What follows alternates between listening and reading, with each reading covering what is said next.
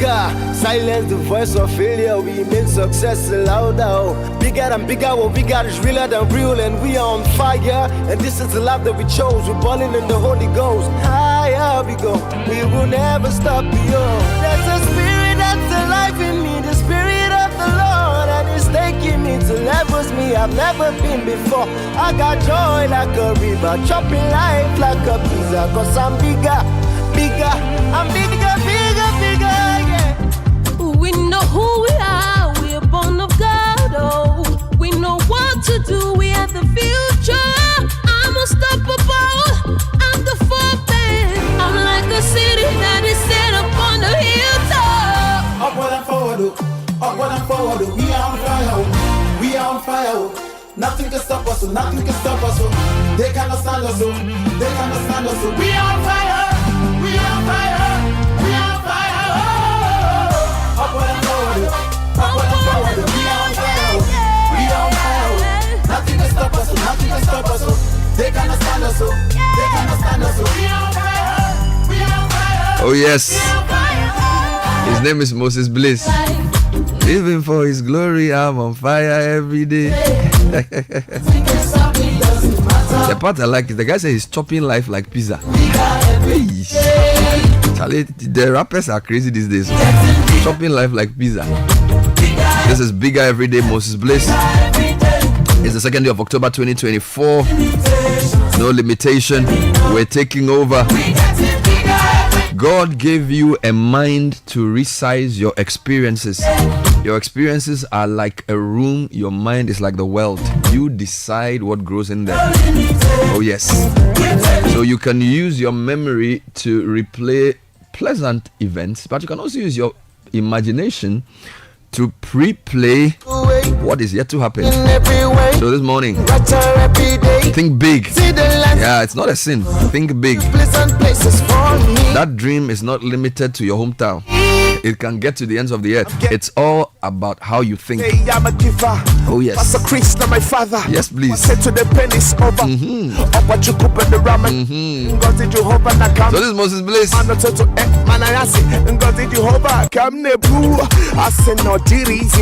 Oh yes, so the mind is the fertile ground for resizing your experiences. So use it bountifully. Allow that vision to germinate into a huge, impactful tree.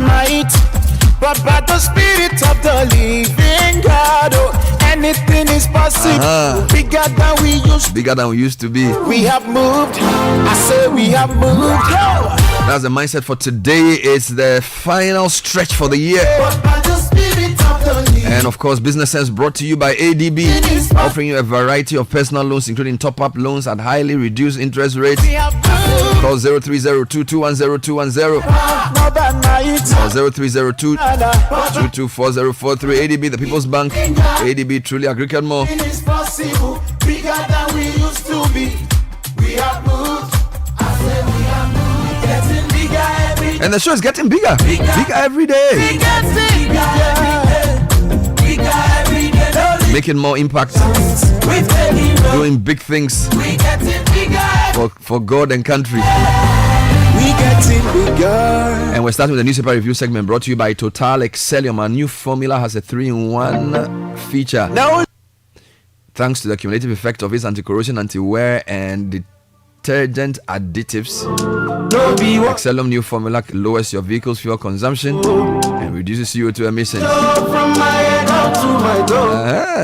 No be joke, even from my face. Even from my face, they show. I know if you count and no fix. The blessings of God upon me life. Oh. See as my life it can balance. So now the grace of the Lord taking me high. Oh. No be found out. Also sponsored by the bank that helps you achieve your dreams, to inspire your success and collaborate with you every step of the way. Keep your dreams alive, because with Fidelity Bank, whatever you do to add value to this world, we make sure your plans happen. We fuel your dreams. Believe with us. Befa.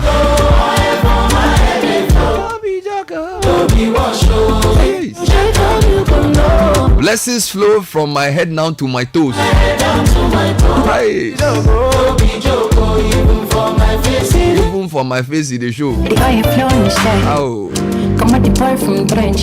He lost about my blessings. I thank God, so I'm never stressing. No.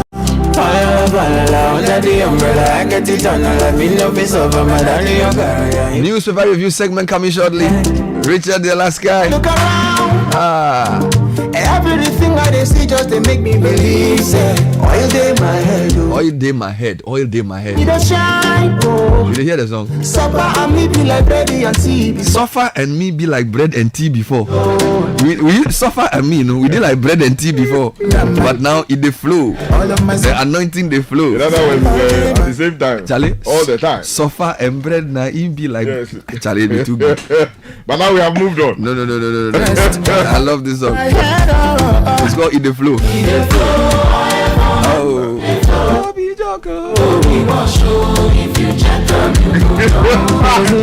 Blessings they love the song. Yeah, we do. That is why we do the live. Now the song they be say Eat the Flow. Eat the flow. Blessings flow from my head down to my toes. It be so. No be joke. Allah. If you check them, you go know. Charlie, even from my face, it the show. It be so. Boy from Trench. The boy from trenches. My blessings. I thank God, so I'm never stressing. No. The song they his name is Moses Bliss. Featuring some young boys in the area. Area boys. When I look around, oh, everything I see just to make me believe. Say, So the date has been set. Organized labor say 10th October. They are going on strike until they see action on Galamsey. A very powerful position taken by a very united. If there's a song I want to play today. Yesterday when they finished the meeting, they sang some song. Okay. Charlie, I don't know where the I'll find it for you. Charlie, organized labor singing song. And they were holding hands. Oh my God. Solidarity. Oh my God. God. Are the true comrades. Solidarity will last. Yes. Charlie, they will sing. Brother Ken and brother Bernard. Oh Lord, Charlie. No. Charlie, people, we have to join the organized labor. Giddy crowd. They were singing about revolution and the struggle. You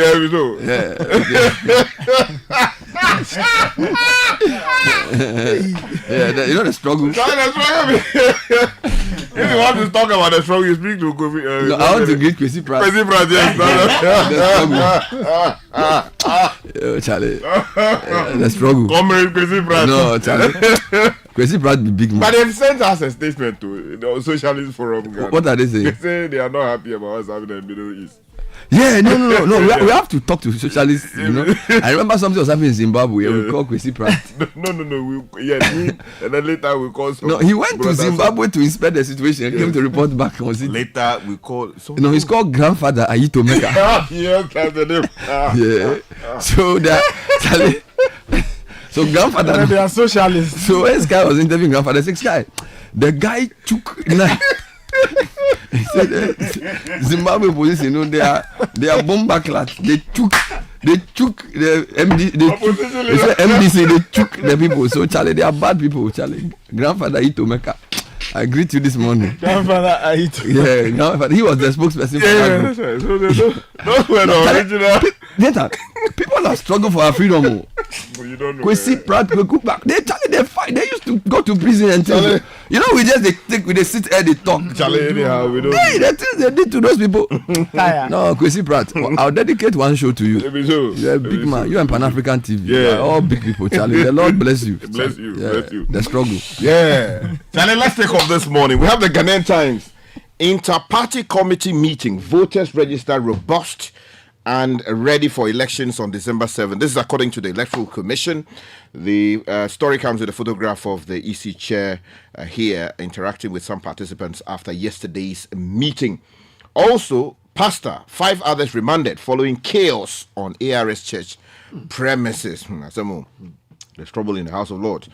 NDC government will offer inspirational, compassionate leadership, Mahama is speaking, and organized labor threatens strike from October 10 over Galamsey. The Daily Graphic says, we won't fail you. EC assures parties. And lecturer is saying NHIS should provide free cover to people above 60 years. And Mahama urges clergy to show interest in elections. And if you go to the back page of the Daily Graphic, government and Gersel to provide 166 million CD interest-free loans to farmers. Let me take you to the Chronicle. Reverend Owusu Bempah prays for Mahama to win polls. The former president is here on his knees, and a number of church leaders are praying over him. Also, Pastor Love jailed 48 months for stealing a car. Oh, Asamo. Also, we are working on the register. This is the Electoral Commission insisting on something on STEM schools. The story says STEM schools perform well in year organized national competition. If you stay with the elections on the front page of the Daily Guide, provisional register errors corrected. That's coming in from the EC. Nana swears in 21 new judges. Dr. Okoboy joins Gavi board. NDC's voter register allegations baseless. That's coming in from the NPP. And Pastor Love, like Richard said, jailed 4 years for stealing. Let me take you to the news center. The big story says 800,000 farmers get food grants. Some 25 kg rice, some 100 kg maize for each person.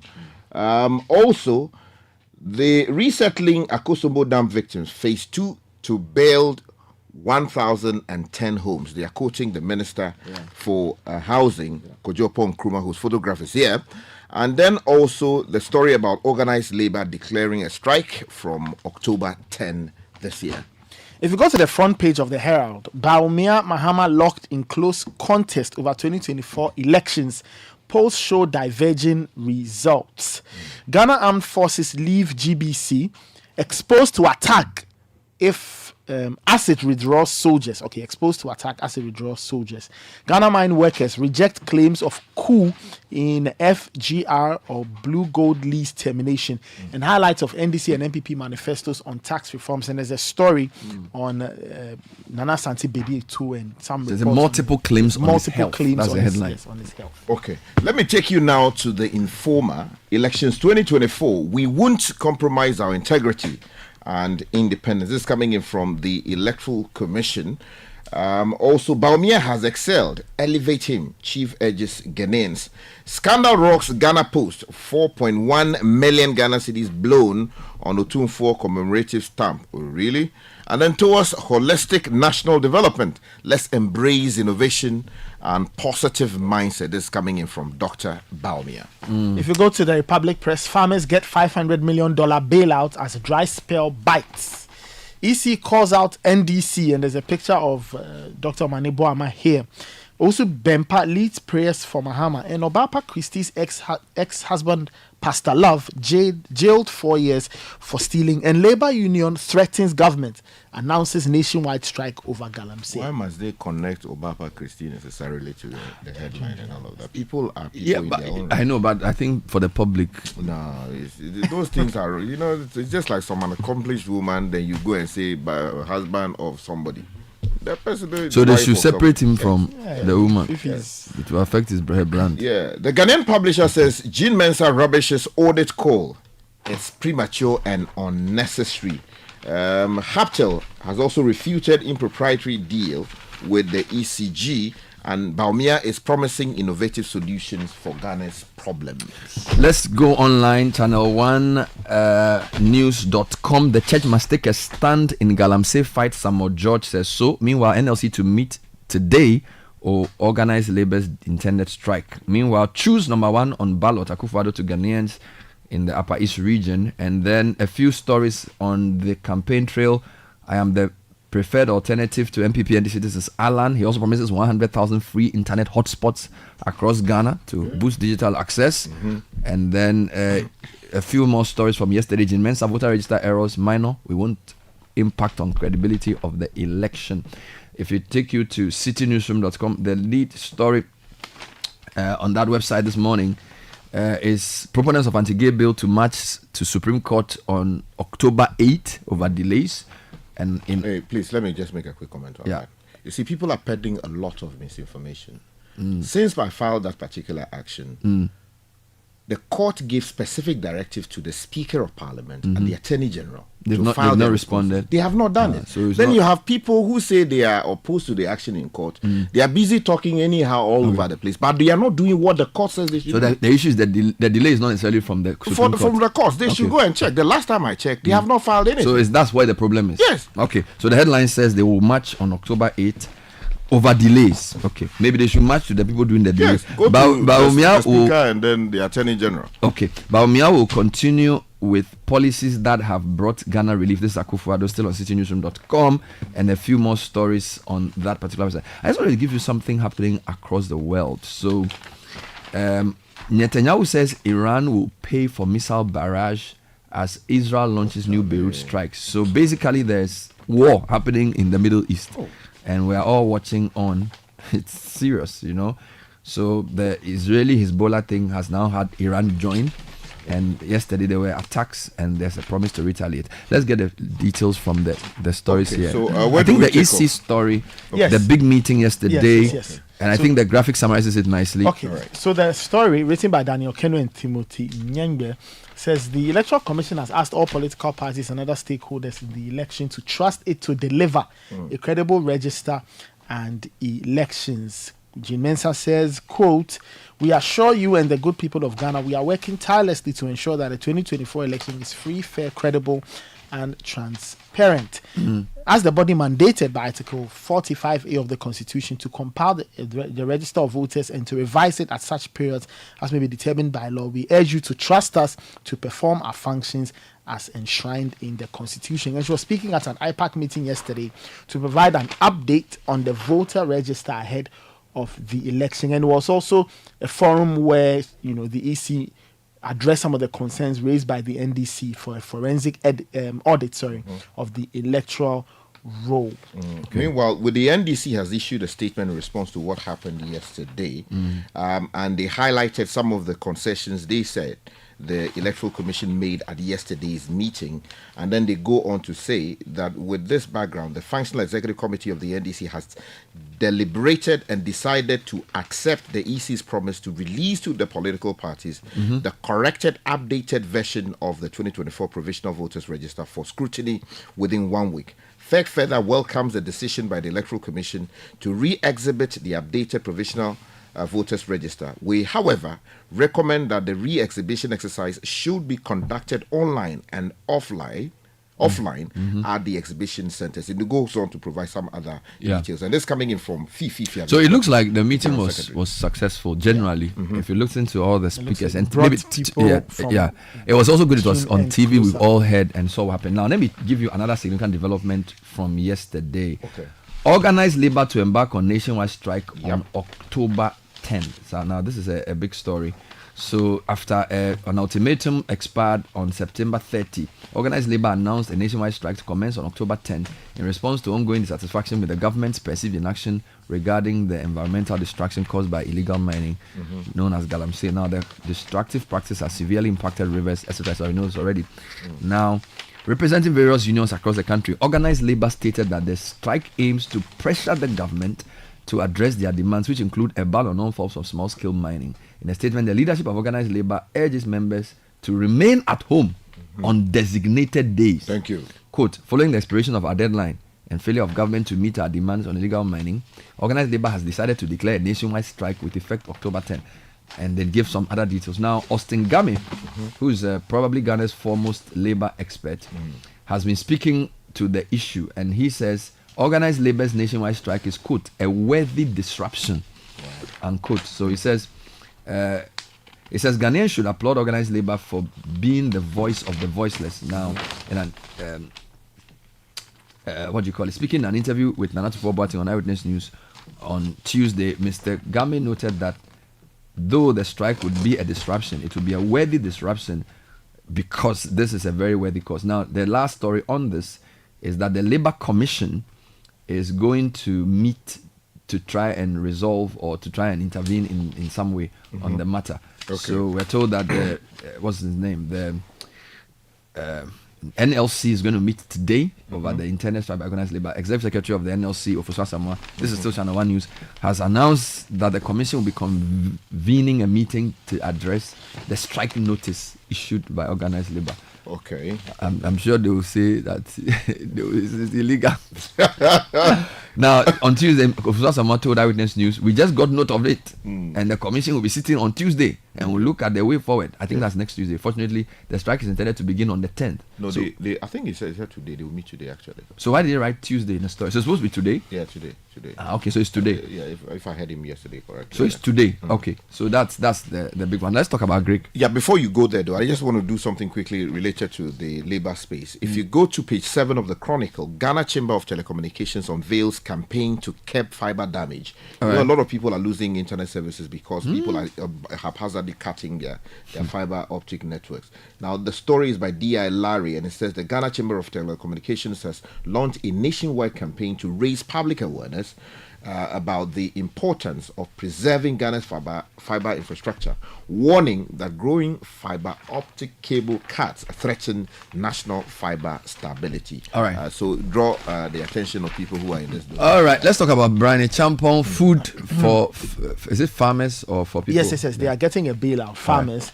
And the Agric Minister, Dr. Brian Champon, has announced the distribution of food grants to over 800,000 farmers in 8 severely affected regions. The relief efforts, which will begin on the 10th of October, will provide farmers with 25 kilograms of rice, 100 kilograms of maize to ensure, so that's what will be provided. To ensure accountability and transparency, the distribution of inputs and food grants will be managed through the Ghana Agriculture and Agribusiness Platform. A team of 3,000 people has been deployed nationwide to register farmers and to ensure that no one is left out. So these are the measures: 25 kg of rice, 25 kg of maize. There's an online grain market which will allow for convenient purchase of maize and rice at affordable prices, which will start on the 10th of October. Long term, the government is also investing in agricultural resilience, focusing on irrigation and long-term green storage. And the government says PFJ Phase 2 will play a crucial role in that. All right. Yeah, but let me quickly mention this story having to do with the project we did with the victims of the flood disaster in some areas of Ghana. Now, the update is that recently Akosombo Dam victims phase 2 to build 1,010 homes. I actually read this story yesterday. Oh, really? You're looking at my face, but you're not minding me. It was from the press conference. You see, because you were focused on the other story. The other story, yes. There were 2 stories from that press conference. Yes, the 100 and the 1,010 buildings for the flood victims, and then some 700 housing units, which you say some of the people had opposed. So you see your life. Yeah, Charlie, forgive me. Now let me tell you about Haptel. Yes, what are they saying? Refuting financial impropriety allegations concerning ECG contract. Now, the story is on page 4 of the News Center. And it says Haptel, a leading financial technology solutions provider, has strongly denied recent accusations from certain civil society organizations and the media regarding its collaboration with the Electricity Company of Ghana. Now, the allegations suggest Haptel was involved in a procurement scheme and received payments for uncompleted work. Now, in an official statement, Haptel categorically rejected these claims, labeling them as false and misleading. The suggestion was that they did a project for a certain amount and more than double the price was supposed to have been paid to them. Right. And so there are a couple of stories here. Ghana Mine Workers Union reject claims of coup in FGR Blue Gold Lease termination. This is the Herald lead story. And the Ghana Mine Workers Union has responded firmly to claims made by FGR Blue Gold Bogosu Prestia Limited in a recent article published in the Herald on September 10, following the government's decision to terminate some deal. The whole story is in page 2. Then there's another one on GBC, because there's some memo circulating on social media about withdrawal of military from GBC. And the Herald story is that Ghana Armed Forces leaves GBC exposed to attack. But the coup days are over. And I don't even know. So the GBC has officially informed its staff of the Ghana Armed Forces decision to withdraw military personnel stationed at the corporation, sparking widespread speculation and controversy. According to an official letter released by management of GBC, the Ghana Armed Forces, through the 64 Infantry Regiment, had served notice that the troops assigned to protect the corporation will be withdrawn effective yesterday, Tuesday, October 1. So that story is there. Then there's one here on multiple claims on Asante Bedio Tools Health which is again rumors flying around about how well he is or whether he's in the country or not. He's been appointed ambassador at large. Yeah. He's the executive secretary to the president, and the Herald is basically analyzing all the various reports about his health, whether he's fine or not. Well, this country, we like killing people before their time. Let's stop that. Let's stop speculating about people's death. Yeah. Anyway, let me take you to the Informer. There's a story I want to bring to your attention quickly. Scandal rocks Ghana Post. Oh. And we're told that 4.1 million Ghana cedis has been blown on Otumfuo commemorative stamp. Sure. And the story says eyebrows are being raised over Ghana Post's 4.1 million Ghana cedi extravagant expenditure on the Otumfuo commemorative stamp unveiled in his honor. Now, according to some concerned workers who spoke on conditions of anonymity, the whole expenditure was shrouded in secrecy, with management trying to hide behind the Asante Hene, Otumfuo 82 II, so as to shield disclosure of the full facts. Now, consequently, they are folding their sleeves and lacing their boots in preparation for a battle with management, drawing in the office of the special prosecutor in order to unravel the truth. Now, let's talk about the guy who bought a car or something. Let's talk about Pastor Hammond Love. According to the Daily Guide, he's been sentenced to 4 years in prison in hard labor for stealing a Toyota Highlander valued at $50,000. Now, the story says that a gentleman named Samuel Amankwa, resident in the US, shipped the vehicle to Ghana in 2016 and asked Pastor Love to clear it. And then he asked Pastor Love to sell the vehicle at $50,000 and deduct what he would spend on clearing the car. However, after some time, Samuel Amankwa told Pastor Love to hold on to the vehicle as he himself would be in Ghana and he would take ownership of the vehicle. But according to the story, Pastor Love sold the vehicle without the gentleman's knowledge, and that has landed him in the cooler. Wow, wish him all well. Let me take you now to another story related to a pastor. Now, that story is on page 3 of the Ghanaian Times. Pastor allegedly beheads wife, commits suicide. Now, a 50-year-old pastor has allegedly beheaded his wife, who is said to have been 46-year-old at the time, on a cassava farm at Trabum in the Chima Kwahuma.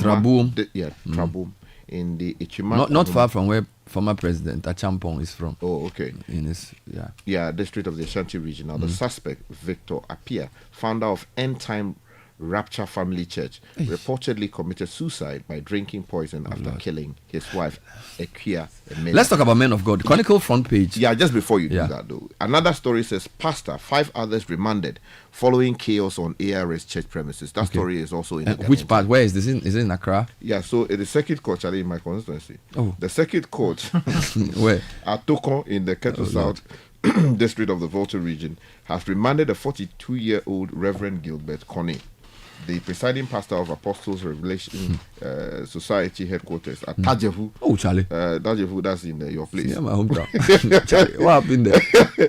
In police custody for causing harm. Lord. Raymond Wovenu. Charlie, you remember Wovenu? Yeah, 52. A businessman, and Hariachu Wovenu, 36, unemployed. And their children. Charlie goes on to tell you plenty story. They are fighting about churchy. Reverend Owusu Bempa prays for Mahama to win polls. So yesterday, the flag bearer of the NDC met some men of God. Yep. And the Max Offer is reporting that General Overseer of the Glorious Word Power Ministries International, Reverend Isaac Owusu Bempa, offered prayers for the presidential candidate of the NDC to win the December elections. Owusu Bempa was among a group of clergymen who were invited by John Mahama to pray for him in Accra on Tuesday, October 1. Now, the man of God, who is known to have a soft spot for the MPP, is on record to have declared that Mahama could never become president again. However, in a turn of events, Owusu Bempa held the microphone to pray for John Mahama upon request of the founder of the Royal House Chapel, Reverend Sam Kranchankra. And then after the prayer, he also said that the Lord has shown him that Mahama is the man. Now, the other one about men of God is in Kumasi. Religious leaders in Ashanti defy rains to march for credible election. Thought that was a nice one. So religious leaders in Ashanti region defied a downpour on Tuesday to embark on a peace march to clamor for transparent elections. They marched to the principal streets of Kumasi in the rains and later presented a petition to the Electoral Commission urging a peaceful conduct. Now, these leaders of all faiths, so Christian, Muslims, and other faiths, joined in the common call for Electoral Commission to be fair and transparent, but steadfast in the discharge of their duties ahead of election. I thought that was quite a nice. Now, the rest of the world is reeling from Iran, Israel, Hezbollah. So, Bloomberg, for example, Iran missile attack on Israel spurs swift promise to retaliate. Al Jazeera gives us the whole chronology of events. is talking about Israel says missiles fired at Israel. Iran says Israel fires at Israel in response to assassinations. So that's what Iran is saying. And then we're also told that there are fears of a full-scale war as Israel vows to respond. And in the US, the vice presidential candidates were engaged in a debate. So a lot of attention on the Middle East now with, We have too many irresponsible leaders around the world. In very high profile and influential positions. And that's what that's got. But the history of the world, in a sense, has been a history of just war. Yes. And you think that with all the knowledge and education and information we've come, people are still resorting to, like when you grow up as a child, you don't fight too much. When you're a child, every time you're a brother, you are fighting. When you grow, you talk. But the world, the more we grow, the more we fight. Since I started watching black and white TV, PLO, my introduction to CNN was the Gulf War, 1990. Saddam Hussein. Yes. Charlie. Bush Senior.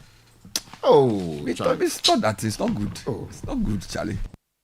This is the Citi Breakfast Show, the city's biggest conversation.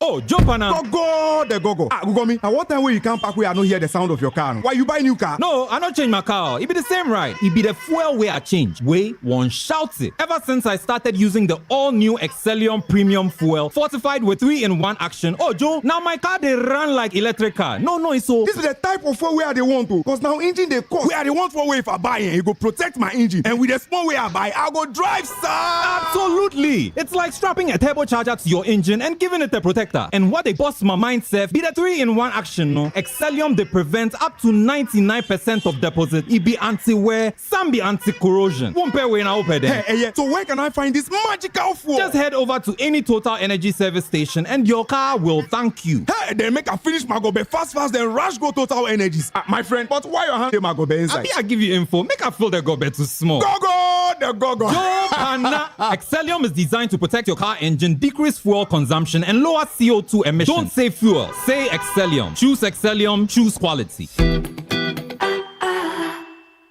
Charlie, today the matter will catch me. I received urgent order from my online store. Customer wants 10 pieces sharp.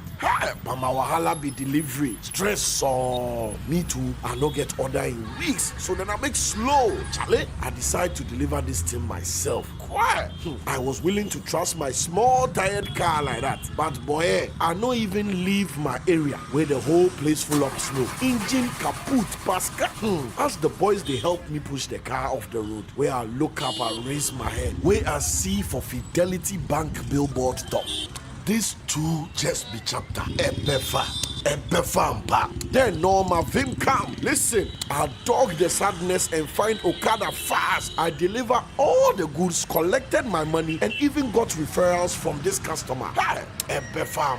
At Fidelity Bank, we believe you can achieve your dreams. Believe with us. Ebefa.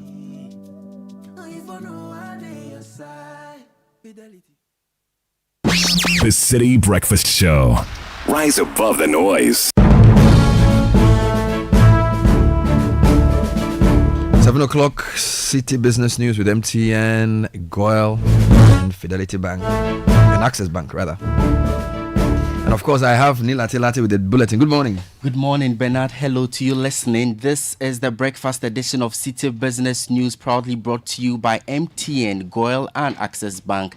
Coming up, government to collaborate with ADB and Gesal to provide over 160 million cedis as interest-free loans to commercial farmers following dry spells in parts of the country. Also, higher price of cocoa in Ivory Coast sparks increased fears of smuggling of the commodity out of Ghana.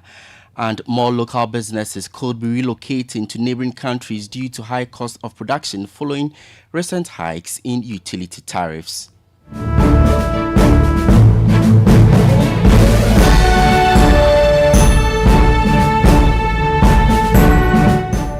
It's midweek. Thanks for tuning in. I am Ni Latte. Details of our stories now.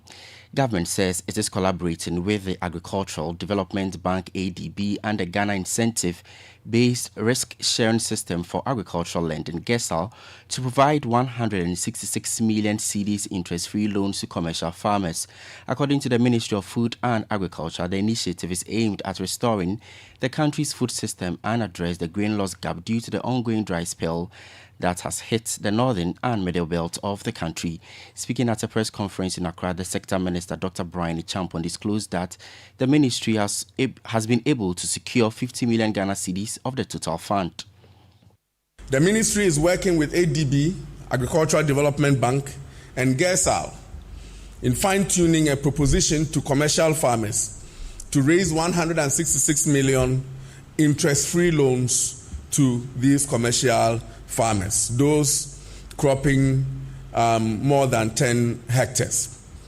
To this end, we have secured the 15 million Ghana cedis to pay the interest charge for the farmers. So you walk to ADB, they evaluate your proposal, they give you a loan, the ministry will pay the interest charge for you, and that is an interest-free loan that we're talking about. So we have secured the 50 million to cover the interest for farmers. We are working out the fine details with Agric Bank and GESAL to be able to fully implement it. We are believing that by the end of this week, that will be covered and the implementation will commence next week.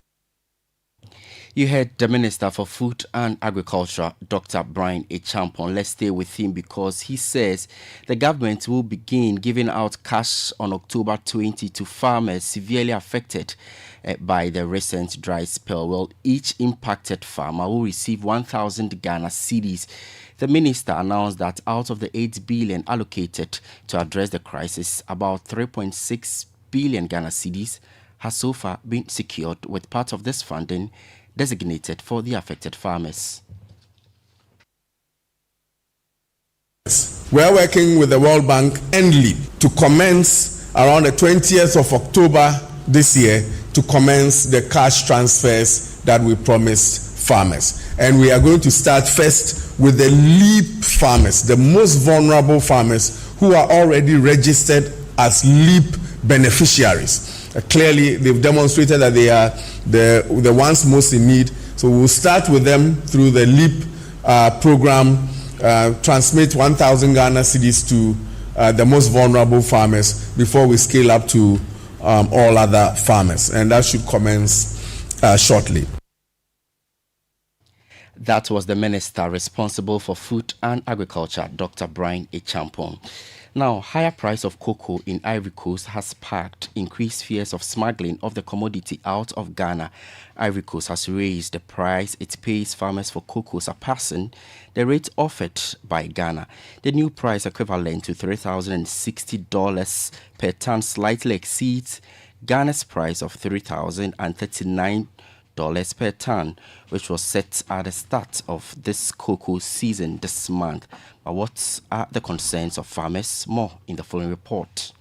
Farmgate cocoa prices have long attracted the attention of farmers as they seek better opportunities to improve their livelihoods. This is because price variations heightens cocoa smuggling, which presents a significant challenge to Ghana's ability to meet its own cocoa production targets. As one of the world's leading cocoa producers, Ghana faces illegal cross-border trade, particularly with Côte d'Ivoire, which threatens the growth and stability of its cocoa industry. Ivory Coast setting cocoa prices for the next harvest above that of Ghana is expected to exacerbate the ongoing issue of cocoa bean smuggling from Ghana to Côte d'Ivoire as farmers look to benefit from the higher prices offered across the border. There are already calls from Ghanaian cocoa farmers for a review of the country's cocoa producer price. President of the Mancron Cocoa Farmers Association, Francis Terno, has criticized the Côte d'Ivoire-Ghana Cocoa Initiative, indicating that it is not yielding the needed benefit for farmers. They are expecting this initiative to favor farmers. Now they are colluding to cheat farmers, and that is what Ivory Coast and Ghana is doing now. They are not doing anything to better their farmers. Aside that, Ivory Coast pricing is that the price that they came out with it. So for Ivory Coast, when the demand peak, definitely the price will push up. It will not be like Ghana that the price will still remain at what it is as I'm speaking. Where we are now is what the government or cocoa board will buy from producers up to when we will continue to agitate and maybe some prices hits on the world market will push it. Francis Tenor is president of the Mancron Cocoa Farmers Association, ending Daniel Sakite's report there. The rising cost of production in Ghana may force more businesses to relocate to neighboring countries. That is the concern of the Association of the Ghana Industries, AGI. AGI's comment follows the recent implementation of a 3.02% increase in electricity tariffs and a 1.86% increase in water tariffs for the third quarter of 2024. Speaking to Citi Business News, the Greater Accra Regional Chairman of AGI, Chonam Akpelu, suggested that the government should consider adjusting tariffs on an annual basis rather than quarterly. The relocation happens in many forms. So they are producing in Ghana, but the cost of production is so high. So they are no longer producing in Ghana, even though they are in Ghana. So they relocate the factory to different countries, produce from those countries, and just bring the finished product like everybody else is doing. So that's the situation. This is the reality that's happening. So you see, most of the product that we've all known to be produced in Ghana, most of them are actually relocating. I'm talking the factory, even though you still see the brands in our markets. But the reality is that the production is not happening here, or they are minimizing production over time. And you can't afford them because the production conditions in the economy are really tough for all businesses. We in industry are looking forward to having government do something about the quarterly increment in utility prices. We feel that that approach is not helping industry. At best, we do plan annually. That's Greater Accra Regional Chairman of the Association of Ghana Industries, Chonam Akpelu. You are still listening to the breakfast edition of Citi Business News on 97.3 Citi FM. More business stories now, and the Ghana National Tanker Drivers Union is making a strong case for an independent body to oversee the contributions of the welfare benefits from its corresponding transport owners. On July 1, an agreement regarding a comprehensive compensation package for tanker drivers and assistants, which includes welfare contributions, was reached after the union embarked on a strike over concerns of not having a proper salary structure. However, the union disclosed that since the implementation of the framework, some of its transport operators are not fulfilling their obligations. Sunday Alabi is the vice president for the union. When a driver is going for a retirement, there's nothing for them. No transporter pays retirement package for any driver. When they can just wake up, a driver has an issue, they just sack the driver anyhow. Seeing to the labor law that if you want to take somebody, dismiss somebody, you need to pay at least 3 months' salary to the person to go home with it. All those things are there. They are the hospital. Some of the transporters are taking care of the hospital bills, and some majority are not taking care of it. So that's why we want a system that will take care of all these things. So from our initial stage, we said that it's not only about the salary, it's a whole package. Vice President of the Ghana National Tanker Drivers Union, Sunday Alabi. Before I go, let me take you to the forex market. The dollar trading at 16 cedis 50 pesos, the British pound at 21 cedis, that of the euro could be sold to you at 18 cedis 10 pesos. And that's it for the breakfast edition of Citi Business News, proudly brought to you by MTN, Goyle and Access Bank. Join us at 1 p.m. for the afternoon's edition, and later at 8:50 p.m. on Channel 1 TV for CNR Business. My name is Nee Latte. I wish you a good business day. You see them. You see them every day in our communities, doing what they do best to make a difference in the lives of people. You see them. You see them bring positive transformation to the lives of people in the areas of education, health, and economic empowerment. While many will see them and turn their faces away, you see them. You see their efforts, and you know they're heroes who deserve to be celebrated. MTN Heroes of Change is setting out to unearth and to celebrate a new set of heroes. You can throw the light on the heroes you see in your community by nominating them to win 100,000 Ghana cedis and other prizes to help them expand their work. Just fill an online nomination form at mtn.com.gh or send a WhatsApp with a 1-minute video of your nominee's project on 055 141 1122. Deadline for nominations is 18th October 2024. So don't waste time. Nominate your hero now. MTN Heroes of Change. Be the change you wish to see. Join the conversation on the Citi Breakfast Show on Facebook at facebook.com/Citi 97.3, Twitter at twitter.com/Citi 973, and Instagram at instagram.com/Citi 973 with the hashtag CitiCBS.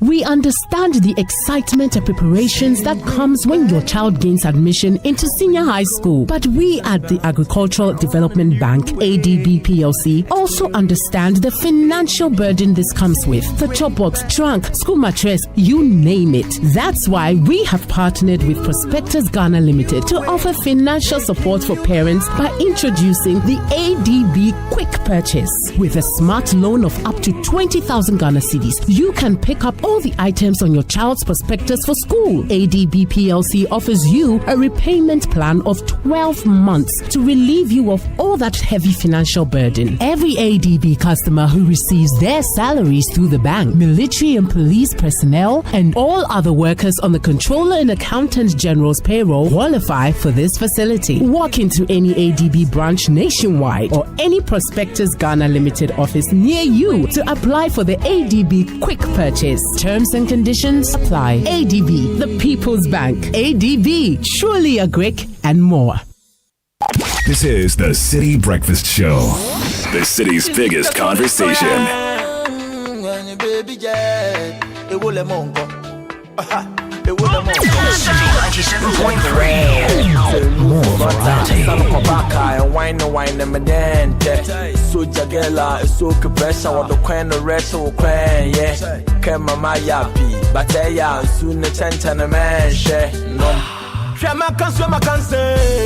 Na me mudi anwashi hwe me budia me buda diem na me mudi emu odene hwe me fije man don zero ka me nim die emu ode budo ya na nya me na betchere me ne wo ba guro ka pe atra wi asjaman sai ya no ya na nya me na betchere me ya wo campaign atra wi asjaman sai na budo ya Nana nyame na betchere enti fa wo sabe wo meni odo mi wo anyahwe fa wo tuma be bo me dia no ezuza bo kodie fa wo sabe wo meni odo wo tina me be fa wo tuma wo tina me be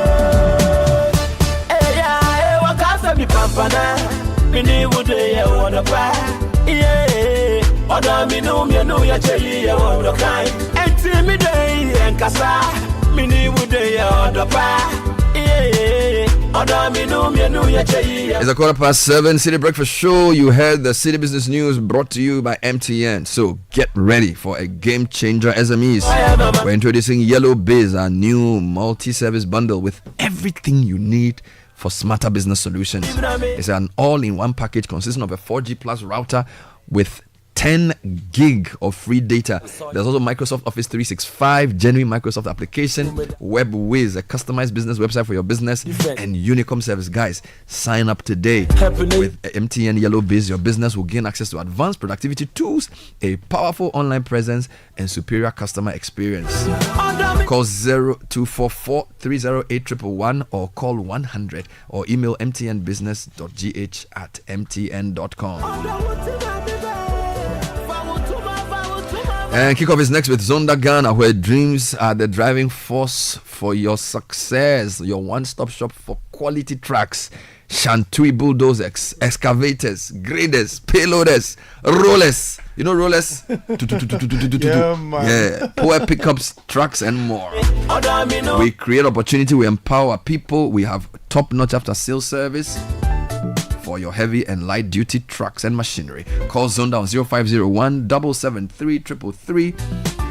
And we are off the Aplau Tema Road, close to the Free Zones Enclave. Zonda built in Ghana, building Ghana. And Polytank is also proud to be associated with Kickoff Papa Nunye. When it comes to water storage tanks in Ghana, there's only one name, Polytank. For over 30 years, we've been trusted by all generations.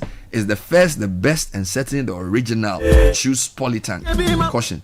Polytank does not request for Momo payment online. People are bad. I tell you. And with that, I introduce Bernard.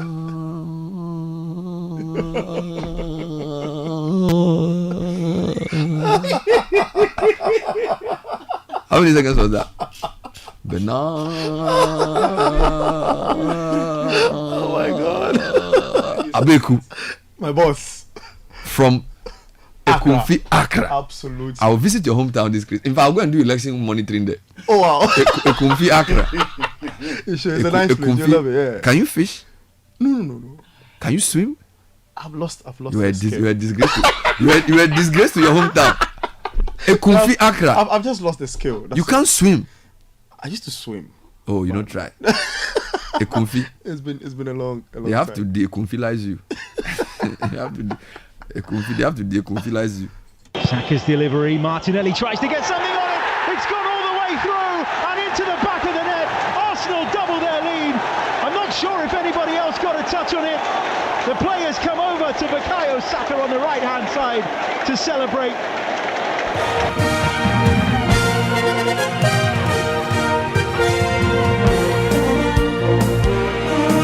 Kai Havertz and Bukayo Saka inspired Arsenal's 2-0 success against Paris Saint-Germain last night as the Gunners secured their first win in the Champions League this season.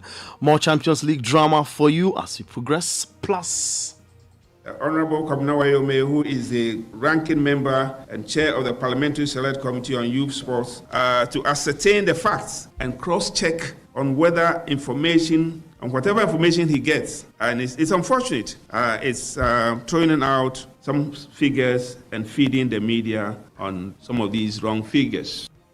more from the local organizing committee chairman in a bit. Plus some tennis coming up with me, Bernard. A big country. Thanks to Shell, Lachelle, Zonda GH, Polytank, Ghana, Papa Nunye. Let's start off from Europe's Elites League, the UEFA Champions League.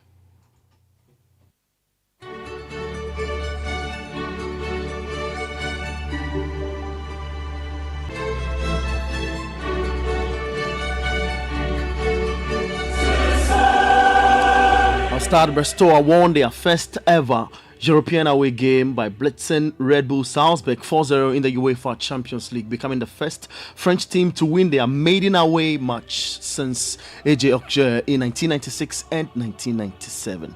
Sparta Prague maintained their unbeaten starts to the current UEFA Champions League campaign as they drew 1-1 with Stuttgart at the MHP Arena. Despite the results, the visitors have extended their winless run in Germany to 6 games, 3 draws and 3 losses. Elsewhere in Spain, Barcelona made a swift return to winning ways, marking their first ever competitive head-to-head against Young Boys with a dominant 5-0 victory, ensuring that the Swiss side waits for a first away victory in the top tier of European football since 1960.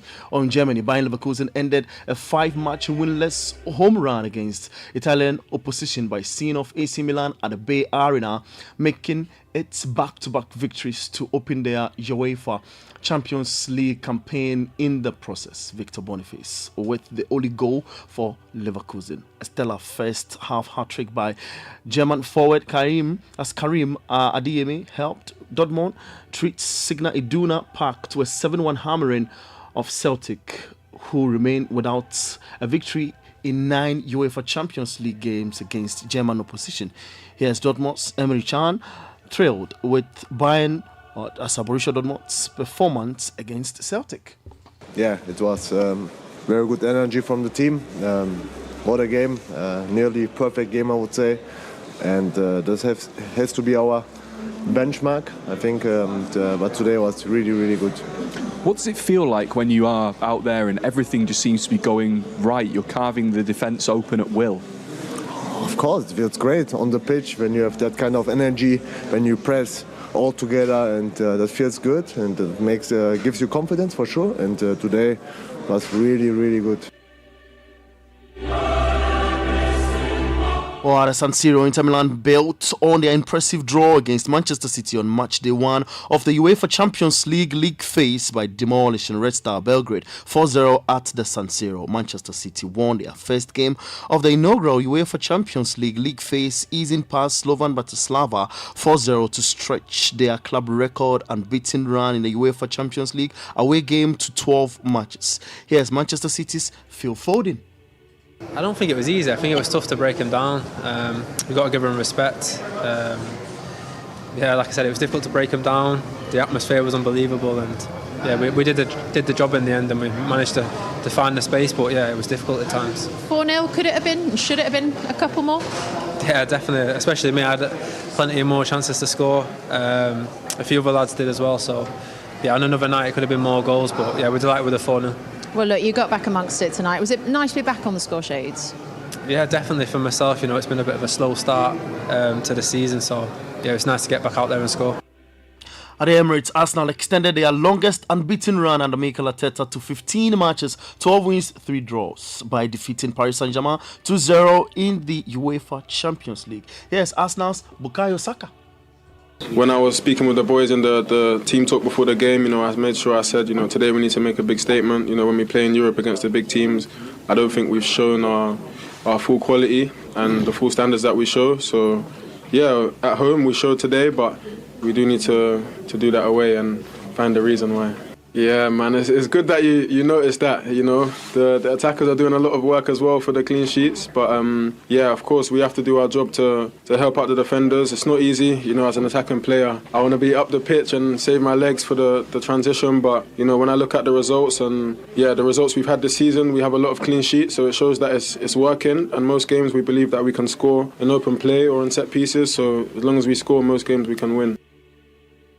Some more game coming up today at 4:45 p.m. We have 2 games. Girona up against Feyenoord and Shakhtar Donetsk up against Atalanta. 7 p.m. or it's Aston Villa versus Bayern Munich. Here's Aston Villa's Oli Watkins on creating a hostile atmosphere for Bayern tonight. Yeah, last year we experienced obviously in Europe. That was the first time for a while, so this is one better. So I know what the atmosphere was like last year, so I'm expecting it to probably be topped just a little bit. Played Champions League from the squad, but at different clubs. So we do have that experience there. But look, we're in the best hands possible. Our manager has experienced and won a lot of trophies and obviously managed a lot of Champions League games. So we have all faith in him, but also faith in the squad. And Benfica take on Atletico Madrid. Dynamo Zagreb up against Monaco. Lille versus Real Madrid. Liverpool versus Bologna. Leipzig up against Juventus. Sturm Graz will take on Club Brugge. Away from the UEFA Champions League, the local organizing committee of the 2023 Africa Games has revealed that $15 million was spent on providing meals for 12,902 participants during the event. According to the local organizing committee, various stakeholders such as athletes, team officials, technical officers and volunteers were served meals 4 times a day. Kwabena Mensah Woyome, the chairman of the Parliamentary Select Committee for Youth, Sport and Tourism, had previously stated that the amount was spent on feeding athletes for 18 days. However, while confirming the expenditure, the LOC clarified that it covered a period of 23 days. Honorable Kwabena Woyome, who is the ranking member and chair of the Parliamentary Select Committee on Youth, Sports, to ascertain the facts and cross-check on whether information, on whatever information he gets. And it's unfortunate. It's throwing out some figures and feeding the media on some of these wrong figures. It is important to note that during the organization of the Games, Honorable Woyome met the LOC on 3 separate occasions at the instance of the Parliamentary Select Committee and never sought to procure information from the LOC itself to satisfy the queries pertaining to the issuance of contracts. We are aware that he has filed a question in Parliament to which Honorable Mustafa Yusuf, the Minister for Youth and Sports, has responded, awaiting to be called by the Speaker of Parliament to give an open response. Away from Dr. Kweku Ofosu-Asare, who is the local organizing committee chairman of the Africa Games, let's dwell on the League of Our Roots, the Ghana Premier League. We have 2 matches today at 3 p.m. It's Asante Kotoko who take on in Swatraman. Here is Kotoko's skipper, Frederick Asare. Going into this match, we are very focused on winning, and for the past game, which was on Sunday, I think that there were a lot of positives which we took, and going into this match, I think that we are going to implement it, and at all costs, we are going to win. A win will take Kotoko to second place with 8 points behind leaders Media Mercy. Defending champions Samatex 1996 face BBN Gold Stars at the Central Sports Complex. Now Black Stars coach Otuado is set to reveal his squad for the upcoming 2025 African Cup of Nations qualifier double header against Sudan later this week. The Black Stars will regroup later this month for match day 3 and 4 of the qualifier. Well, let's do a bit of tennis before we take leave of you. And 4th seed Coco Gauff is through to the quarterfinal of the China Open after Japan's Naomi Osaka was forced to retire injured in their last 16 match. The match was level at 1-1 when Osaka, who appeared to be struggling throughout, had to withdraw because of a lower back injury. That's your sports. For more sports stories, log on to citisportsonline.com. On X, we are at Citi Sports GHA. Thanks to Shell, Lesheho, Zonda GH, Polytank, Ghana, Papa Nuni. I am Bernard Baker. Sports is live and involved. Hey, well, yo, I did tire for Abu Chef. See, everything I do, Abu won't do some. Last year, I bought a cattle farm in Yanton. I see he go buy a farm next to mine. I marry Fauzia. No, he marries Fauzia's sister.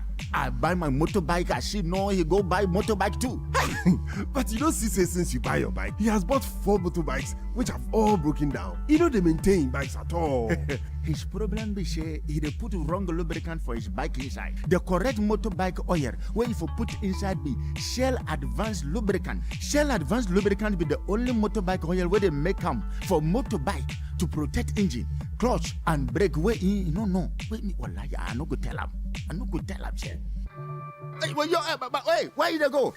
If you don't go tell Abu, me I dey go tell him say make you use Shell Advanced Lubricant for him bike. Hey. Visit any Shell station or distributor today to get your Shell Advanced Lubricant for your motorbike. Shell Advance, complete protection for your bike.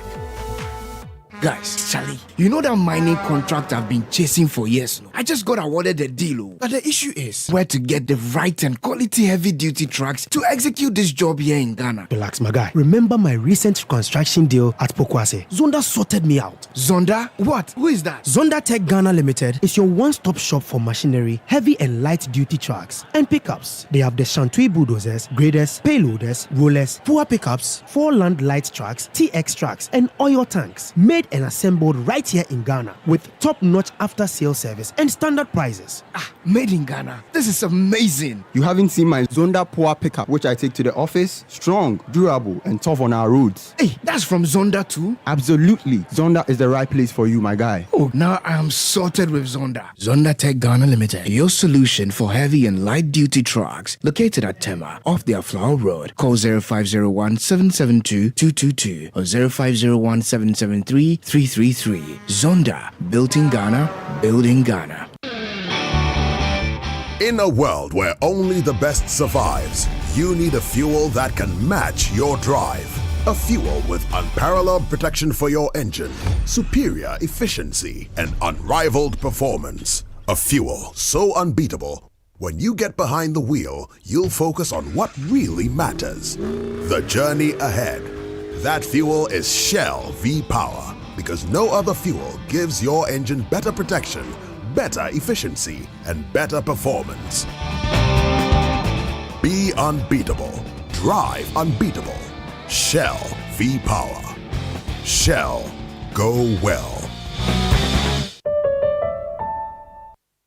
The health and nutrition segment is next and is proudly brought to you by Sankofa Natural Spices.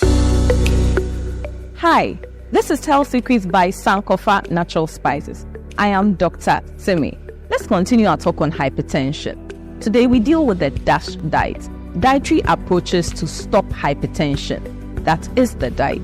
It was created to combat hypertension and reduce the risk of cardiovascular disease development. The DASH diet is low in red meat, salt, added sugars, and fats. Foods that can help regulate hypertension include leafy greens such as spinach, kontomire, kale, and collard greens, berries such as blueberries, strawberries, and raspberries, citrus fruits, oranges, etc. Overall, incorporating the DASH diet helps reduce the risk of hypertension development. Catch you soon. Sankofa Natural Spices, Dean DA. Sankofa Natural Spices are made in Ghana with only natural ingredients with your health in mind. DDA. The health and nutrition segment was brought to you by Sankofa Natural Spices. This is the Citi Breakfast Show, the city's biggest conversation. Channel 1 TV is live on DSTV, GoTV, and HD+. On DSTV, find us on Channel 363. On GoTV, we're on Channel 117. And on HD+, get us on Channel 108. On a digital TV, run a new search. But take note that without an antenna, you cannot access Channel 1 TV. Channel 1 TV can be accessed on any free-to-air digital box, like the DSTV and HD+ boxes. Channel 1 TV, telling your story, empowering change. Electroland Ghana Limited is back with a massive back-to-school promo. Visit EGL showrooms and authorized dealer stores across Ghana for best offers on Samsung, Media, TCL, and NASCO products. Get a free portable audio speaker with the 50-inch NASCO Android UHD Smart TV for just 4,999 Ghana cedis. NASCO AC starting 3,699 Ghana cedis with free air cooler. Experience UHD 4K Smart Android TV with TCL for 6,499 Ghana cedis and receive a free electric kettle. Cook up a storm with the Media 20-liter solo microwave for only 999 Ghana cedis and say no to cold meals. Get a free cake mixer with the 4-burner Media gas cooker. Call 0503-159-739 for more information. Electroland Ghana Limited, home of electronics and appliances. Terms and conditions apply. I am Ohinere Gifty Auntie. You see, it always feels good when you receive that salary alert. I made a bold decision to invest a lump sum into the Old Mutual Retirement Salary Plan. And this means that I will get these alerts every month throughout retirement for the rest of my life. You too can retire on your own terms. So invest a lump sum in the Old Mutual Retirement Salary Plan today and enjoy guaranteed monthly income for life. Call Old Mutual on 050-453-4333 or visit oldmutual.com.gh to sign up today. Old Mutual, do great things every day.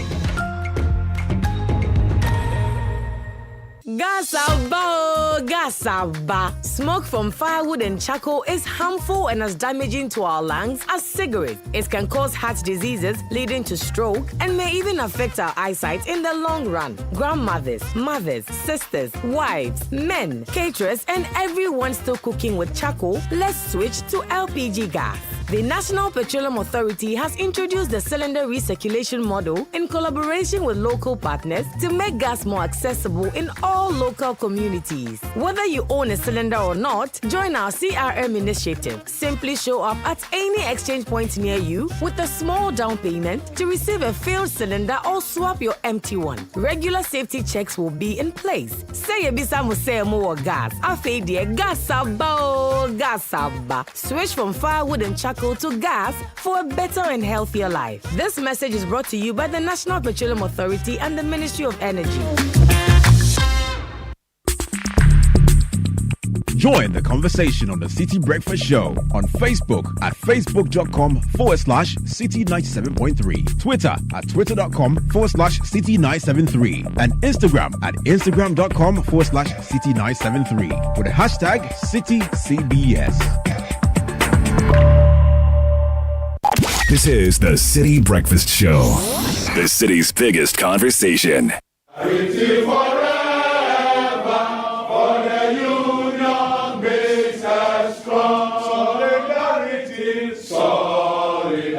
Solidarity forever. Solidarity forever. Solidarity forever. For the union makes us strong. Solidarity forever. Solidarity forever. Solidarity forever. For the union makes us strong.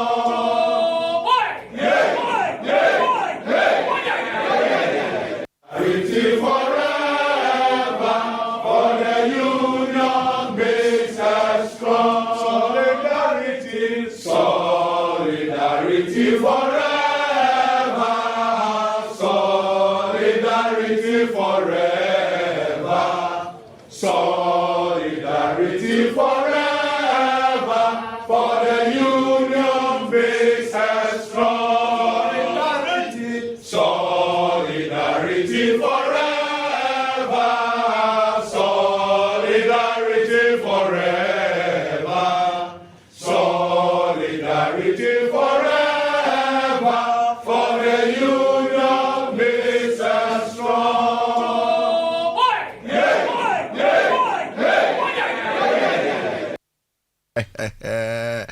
The union makes us strong. 7:38 on the Citi Breakfast Show, and we're jumping into the big discussions for the day. Thank you for staying tuned. You heard Bernard Abeku Ochre with kickoff this morning.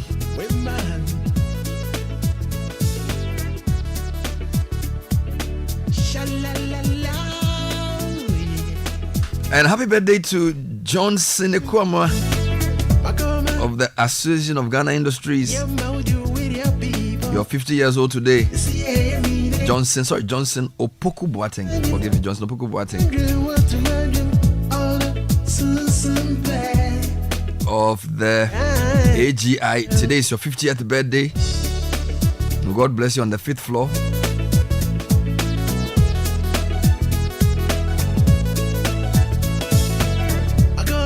And happy birthday to Nana Akwesi Ewa of PMMC, coming in from APC National Executive Council. May the Lord bless you, protect you, advance you as you hit this new milestone. Nana Akwesi Ewa, of CEO of the PMMC.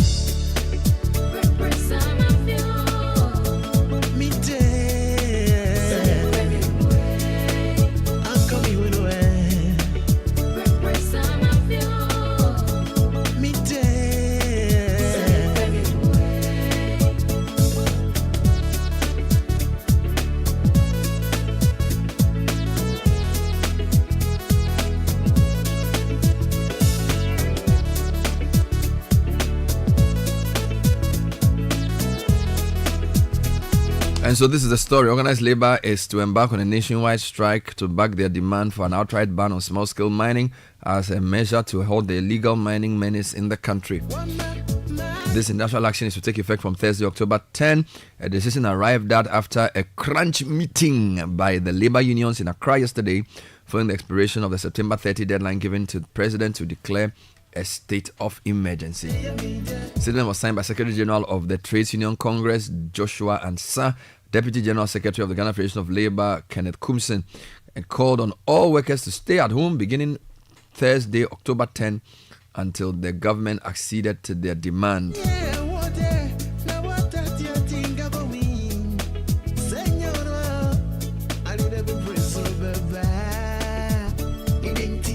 So what are the implications of the strike, and which affiliate national unions are going to take part?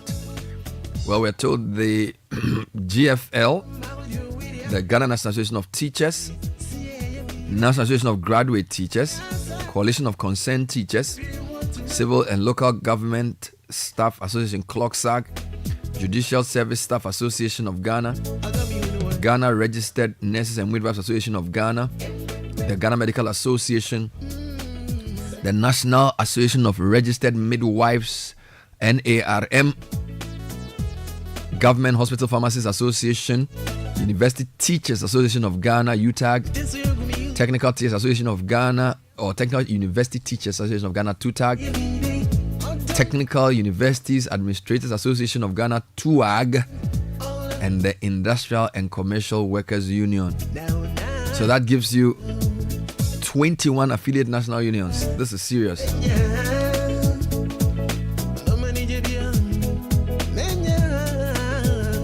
More on this shortly, but it's raining free airtime at Zenith Bank Ghana. Pay your school fees at any of our branches, branded collection centers on school premises, or through our merchant pay using *966# and receive free airtime.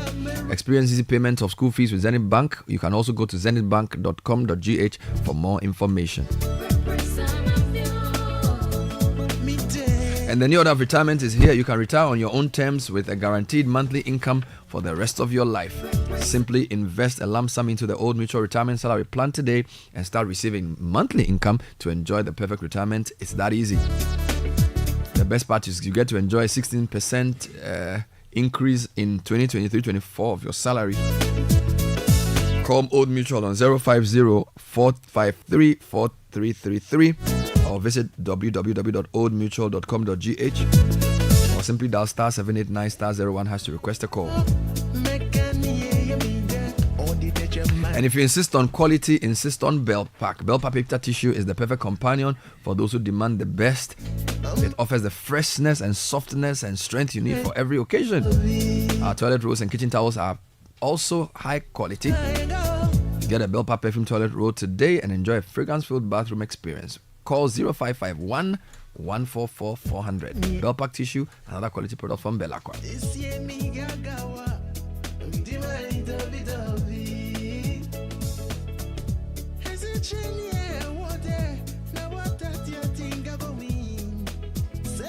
Now, if you want a British degree at a fraction of the cost, then Lancaster University Ghana should be your number one option. They are giving you up to 50% in terms of a scholarship, and you are also getting taught by the finest faculty trained to UK standards on their campus. Visit lancaster.edu.gh to find out more, or send them an email, admissions@lancaster.edu.gh. Lancaster University Ghana is the only British uni campus in West Africa. And MTN is here. They are introducing Yellow Biz, which is the all-new multi-service bundle with everything you need for smarter business solutions. You are getting a 4G router, you are getting genuine Microsoft applications, WebWiz, and a Unicom service. Stay ahead of the competition. Call 100 or 0244 30 81 11 or send an email mtnbusiness.gh@mtn.com. Remember, T's and C's apply. PSI is coming to Ghana with Dubai's best real estate investment opportunities. Imagine doubling your money just a year with properties offering 10% annual returns, 0 taxes, and 10-year golden visa. Visit us today on the 4th of October at Mervyn Peak, or the 4th and 5th of October at the Mervyn Peak Ambassador Hotel to transform your reality or your dreams into reality. You can send a WhatsApp message to +971 5081 247 49.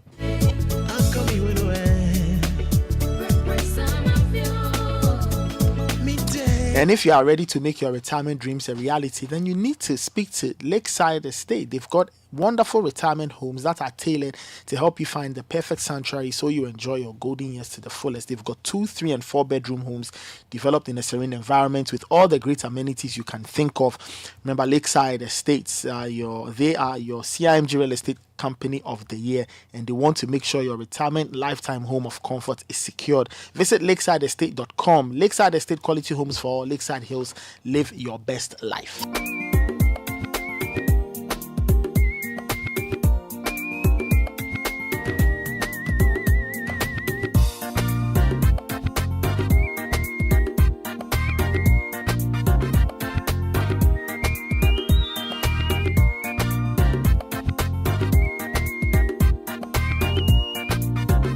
So how did we get here? On the 11th of September, Organized Labour released a statement making certain demands. Caleb will give us the highlights. But it was read by Brother Joshua Ansah, Secretary General of the TUC, on behalf of Organized Labour. September 11th, yes, please. 2024. Yes, please. And the title was Time to End Galamsey for Good. Thank you.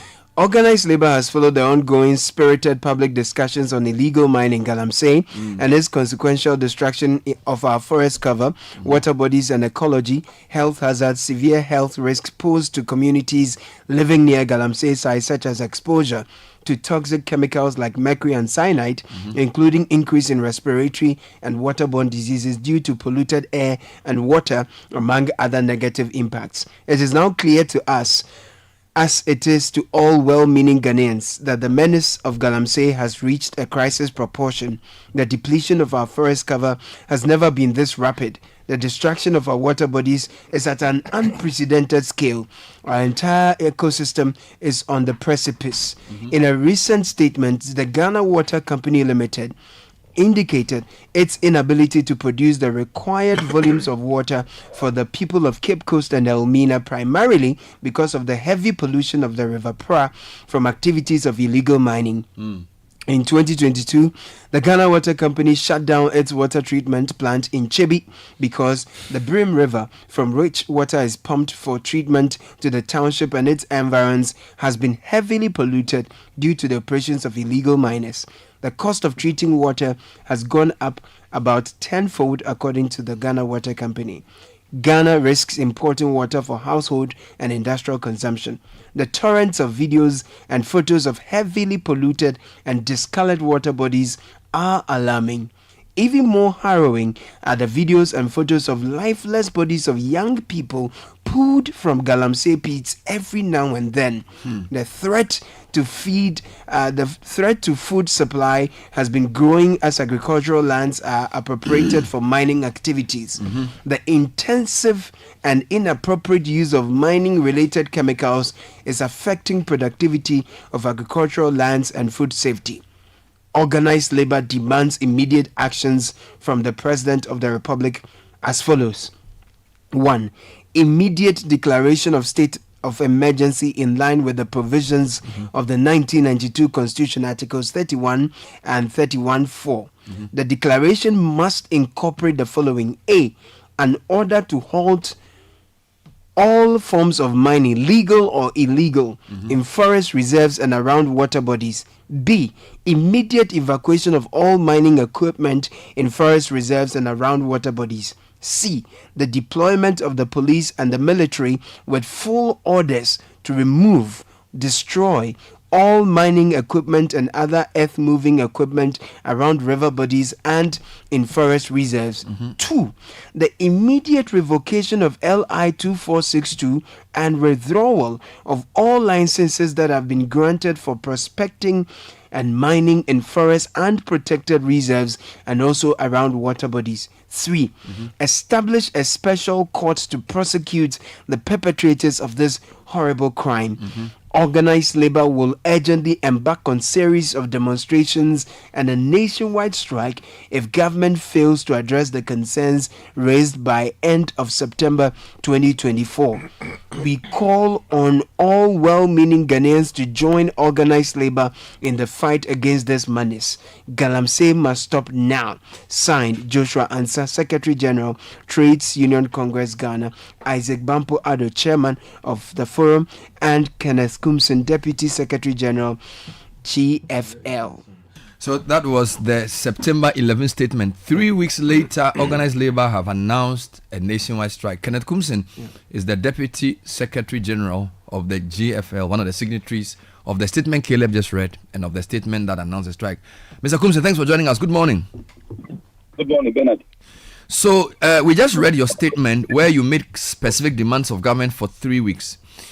Is it to be understood that not even one of the things that you asked the government to do has been done, for which reason Organized Labour found it very easy to declare the strike as they did, or announce the strike as they did yesterday? Yeah, so thank you very much. As rightly read by Caleb, the demands were very explicit, clear, and today, where we stand today, it is not the place that anybody would want to be. Unfortunately, government has not been able to respond to any of the demands that is captured in the 11 September statement, which is one, the invocation of Article 31. The reason being that the grounds or the circumstances provided in Article 31 is right. So we thought that this is an opportunity for government to invoke Article 31. That has not been done. We also talked about the revocation of LI 2462, which essentially gives the president the power to issue licenses, bypassing all the bodies that the law confers to provide licenses for these miners. Again, we also talked about the need for government to ensure that police, military deployed to forest bodies, forest reserves and water bodies where these Galamsey operators are operating. We have not had government responding to even one of these. And certainly, it's a call for concern. So that is why we are here. Some people are asking why organized labor did not immediately strike, but rather gave notice of strike, which will take effect on 10th October. Can you explain? So we are very careful also not to perpetuate in illegality. When you are complaining or you are raising issue with the conduct, behavior of government, or you are also making strong case against illegality, you must appear to set a right standard. And so we couldn't, as per law, go on immediate strike. We needed to give government the reasonable notice which law provides, 7 days notice. And that is what we have said. So it is strictly in accordance with law, practice, convention, and norm across the world. So people should understand, we need to do what the law permits and not to appear to be doing your own thing. So that is essentially the reason for this notice. And again, it's also important that we give our constituents sufficient time to communicate to their employers, to communicate to their various sectors, so that it becomes a massive participation. You have, massive participation to get the kind of result that we are looking for. This is an essential threat. We need to make sure that we do it and do it well. Is it to be understood that the strike will be conducted by the bodies affiliated to the 3 groups of organized labor? Because as you know, there's TUC, GFL, and the Forum. So am I to understand that all the affiliates, and if that is the case, can you remind us who are the people who are solidarizing with you? Which bodies will be involved in this strike? So yes, we have the 3 affiliates, Forum, TUC, and GFL. And then we also have independent trade unions. Well, independent trade unions, not affiliated to any of the trade, the centers. As I indicated in the earlier conversation, we have about 170 trade unions in this country. I won't be surprised if at the time I'm speaking, Labour Department is issuing trade union certificates.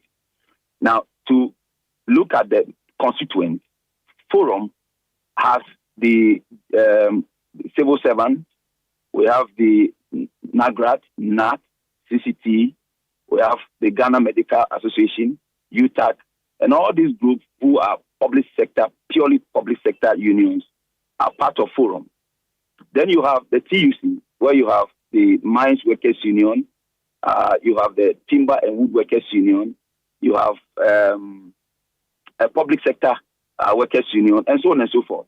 So there are unions that are both in the private sector and the public sector who recognize that they are part of the organized labor fraternity or organized labor membership. Because once you are a registered trade union, by the fact that you're a registered trade union, you are a member of the organized labor. So that is what it stands. So when we declare strike, it is a strike declared with all these reps, at least majority of the reps present. So it cuts across every. So we will not need statements from the individual unions confirming the strike? Because, for example, for the Galamsey itself, there was a letter written by the GMA, co-signed by the affiliates in the health sector, and there were other statements issued by Nat and Co. Should we expect them to issue statements saying they are going to go on strike on the 10th, or the letter that you and the other bodies signed should be enough? Okay, so there are two things. This communique essentially covers the labor unions. However, it's important that if you are working with an employer, you give the employer notice. So we also directed that those who are able to write officially to their employer should do so. And so you'll be seeing letters flying from today onwards, just to give the employer, because for instance, a private sector employer needs to be notified and given reason for which you want to solidarize or participate in this strike. The private sector employer hasn't done anything to you. What is happening essentially is what we normally call political strike. So why would you want a private sector employer to bear the brunt of what essentially is the act or conduct of a public officer? So there's a need for them to join by virtue of engagement, conversation, to appreciate that, look, this is about water, this is about our life, this is about ensuring that our ecosystem, biodiversity is preserved for purposes of oxygen, clean oxygen, and for the survival of all of us. So we're making a good case, a business case, and obviously a life case that will ensure that everybody participates to achieve the intended result. Two final points. Is the strike indefinite? I'm not sure if it was clear or if I'm misreading. What I read from the statement, that following the expiration of the deadline and the failure of government to meet our demands on illegal mining, organized labor has decided to declare a nationwide strike with effects October 10. Therefore, calling on all workers to stay at home starting Thursday, October 10, until government accedes to our demands. So this seems like it's an indefinite strike. Wow. Yes, it's an indefinite strike. Because you see, we all understand the gravity of the problem we are dealing with, okay? Unless you don't understand the consequences and the effect of our water bodies being destroyed and how all of us becomes affected by these destruction. So we consider this as a very important, a top-notch matter that we need to give it, our maximum attention. And so that's why we are going this route. Finally, we had the Executive Secretary of the National Labour Commission announced that they will have a meeting today to deliberate on your strike. Do you know, have you been invited to any meeting with the NLC? So we have not been invited, but you see, the point is that it has to be made clear that we have gone past the stage of meetings, deliberation, conversation. We are in a stage where action must be taken. It is action. Without action, whatever decision, whatever meeting is immaterial. All right. So thank you, Kenneth. We want to join you to sing this song before you go. So please listen to the song. Solidarity forever, for the union makes us strong. Solidarity forever. Solidarity forever. Solidarity forever.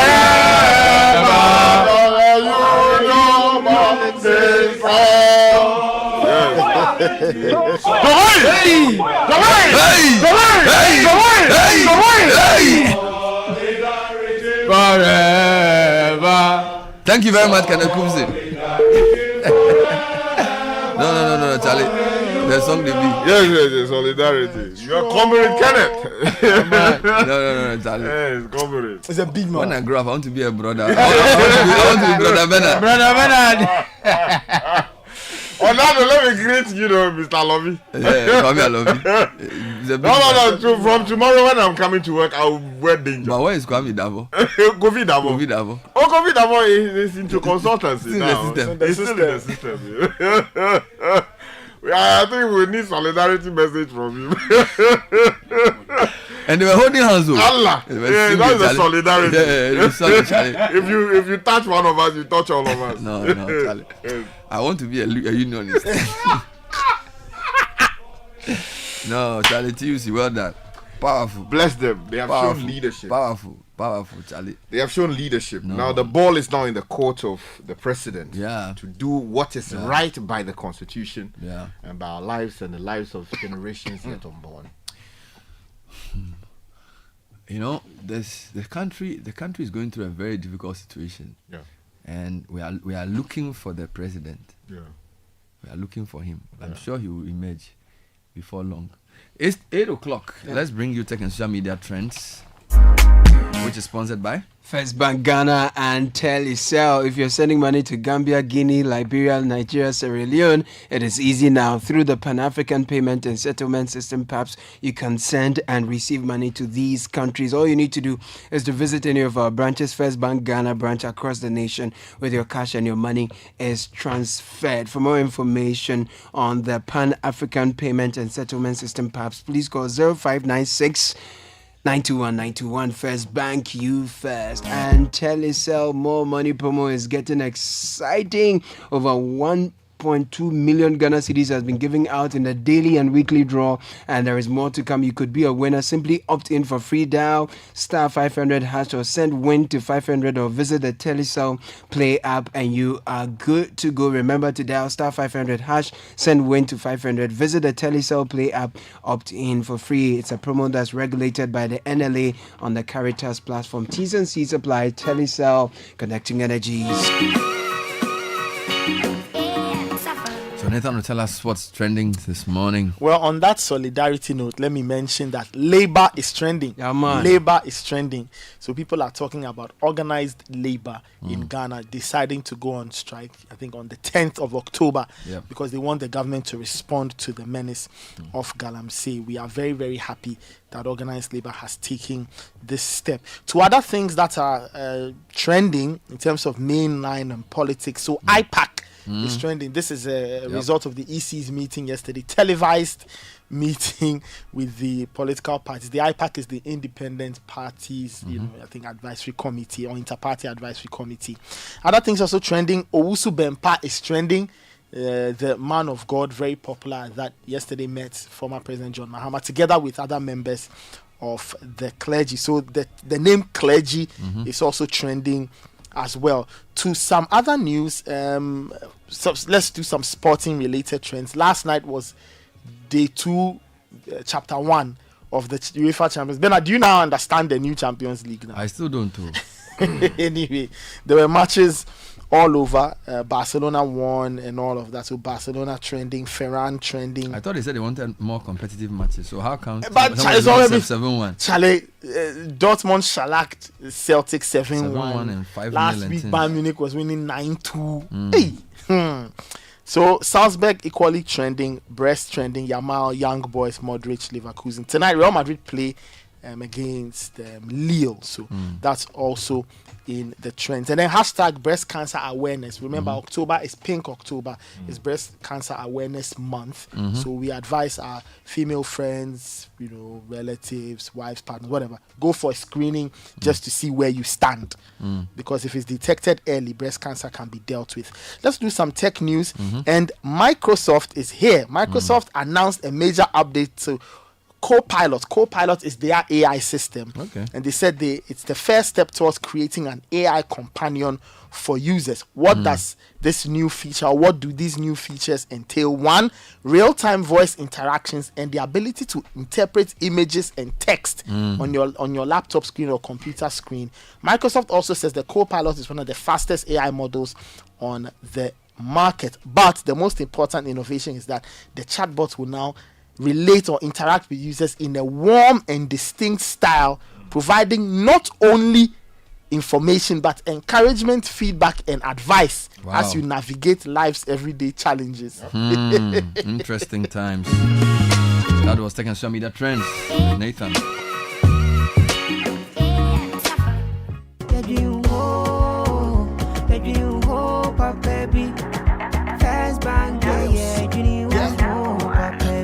Looking for a bank to rely on? Let me give you a shoulder to lie on. Would we sick to banky be no lie. Only one place where I get my eye on. Make I introduce you all to First Bank, the best services in the world, first rank. Customer service, everything is well planned. I make music, I travel, I sell land. They be my reserve tank. Cause every time I know my money's safe. Universal banking, it's in me here on the date. I'm a busy person, me no need time to wait. Now I got to Spain, even when I'm in the States. My me blue shirt. They tell me office a chilly, but who cares? Cause I bank with the best. I'm lucky, I'm too blessed. When it comes to First Bank, it's too west. Everything is you first. Woo! Nobody feed do, I'm like us. First Bank, we treat you first. Treat you first. Somebody see yeah. Think about you first. Think about you first. You first. First Bank. Kind of way, tell you how the more money promo nabo. Everybody likes money, but what do we like more than money? More money! Join the Telecel More Money promo and win money, more money, and even more money. Simply opt in for free and reload your mobile and broadband and be the lucky winner of the 1 million Ghana cedis grand prize. Also win cash prizes of up to 3 million Ghana cedis in the daily and weekly draws. Opt in for free by dialing *500# or send WIN to 500, or you can opt in on the Telecel Play app. The more you reload, the higher chances of winning in the Telecel More Money promo. Keep loading, win, and be a millionaire. Telecel. Connecting energies. Terms and conditions apply. This promo is regulated by the NLA on the Caritas Lottery platform. Join the conversation on the Citi Breakfast Show on Facebook at facebook.com/Citi97.3, Twitter at twitter.com/Citi973, and Instagram at instagram.com/Citi973 with the hashtag CitiCBS.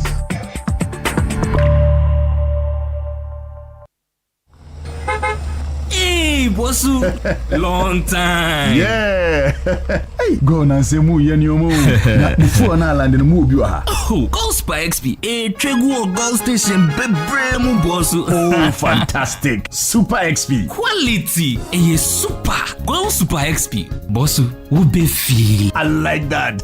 Goil Super XP, quality fuel that brings you choice and takes you further. Ideal for most vehicles and fortified with special additives to help your engine perform better and consume less. It's available in many Goil stations nationwide. Goil Super XP, woo feel ya, ha, woo be feel.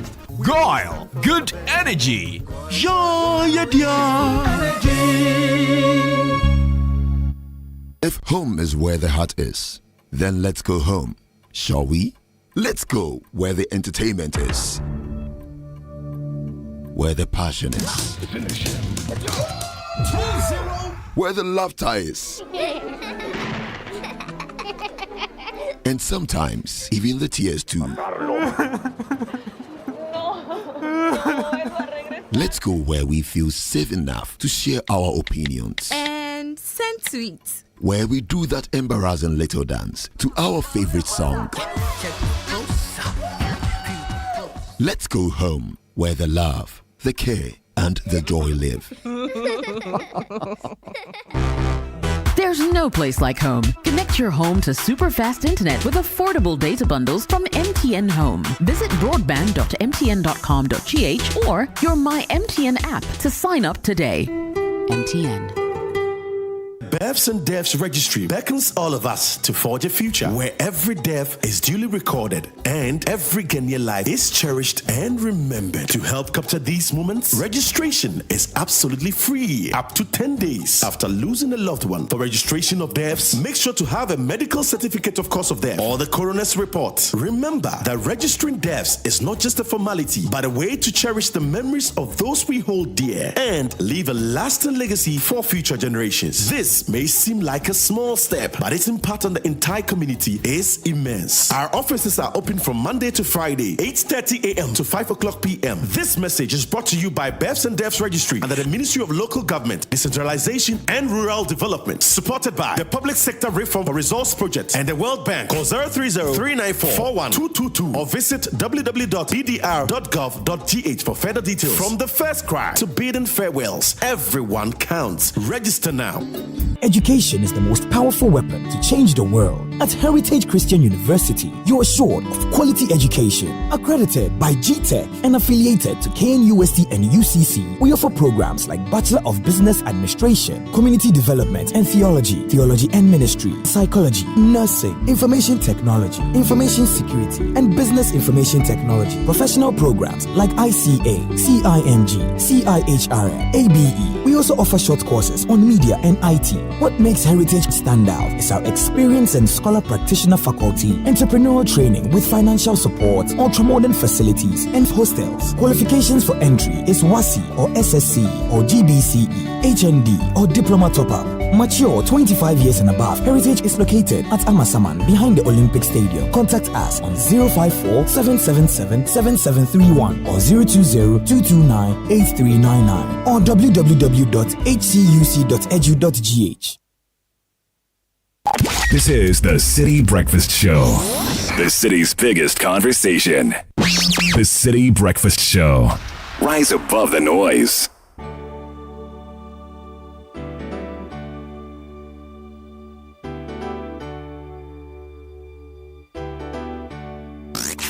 Unleashing the power of relevant radio. This is Citi 97.3.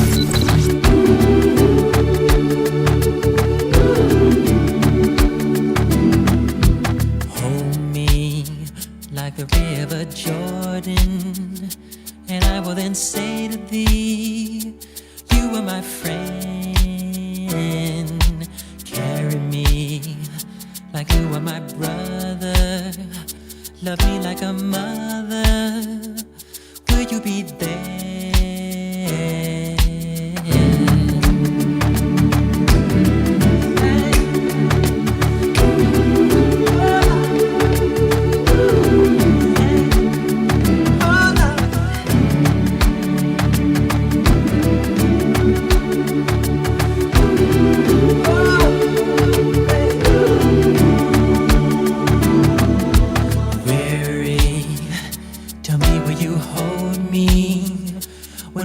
Scold me, when lost will you find me?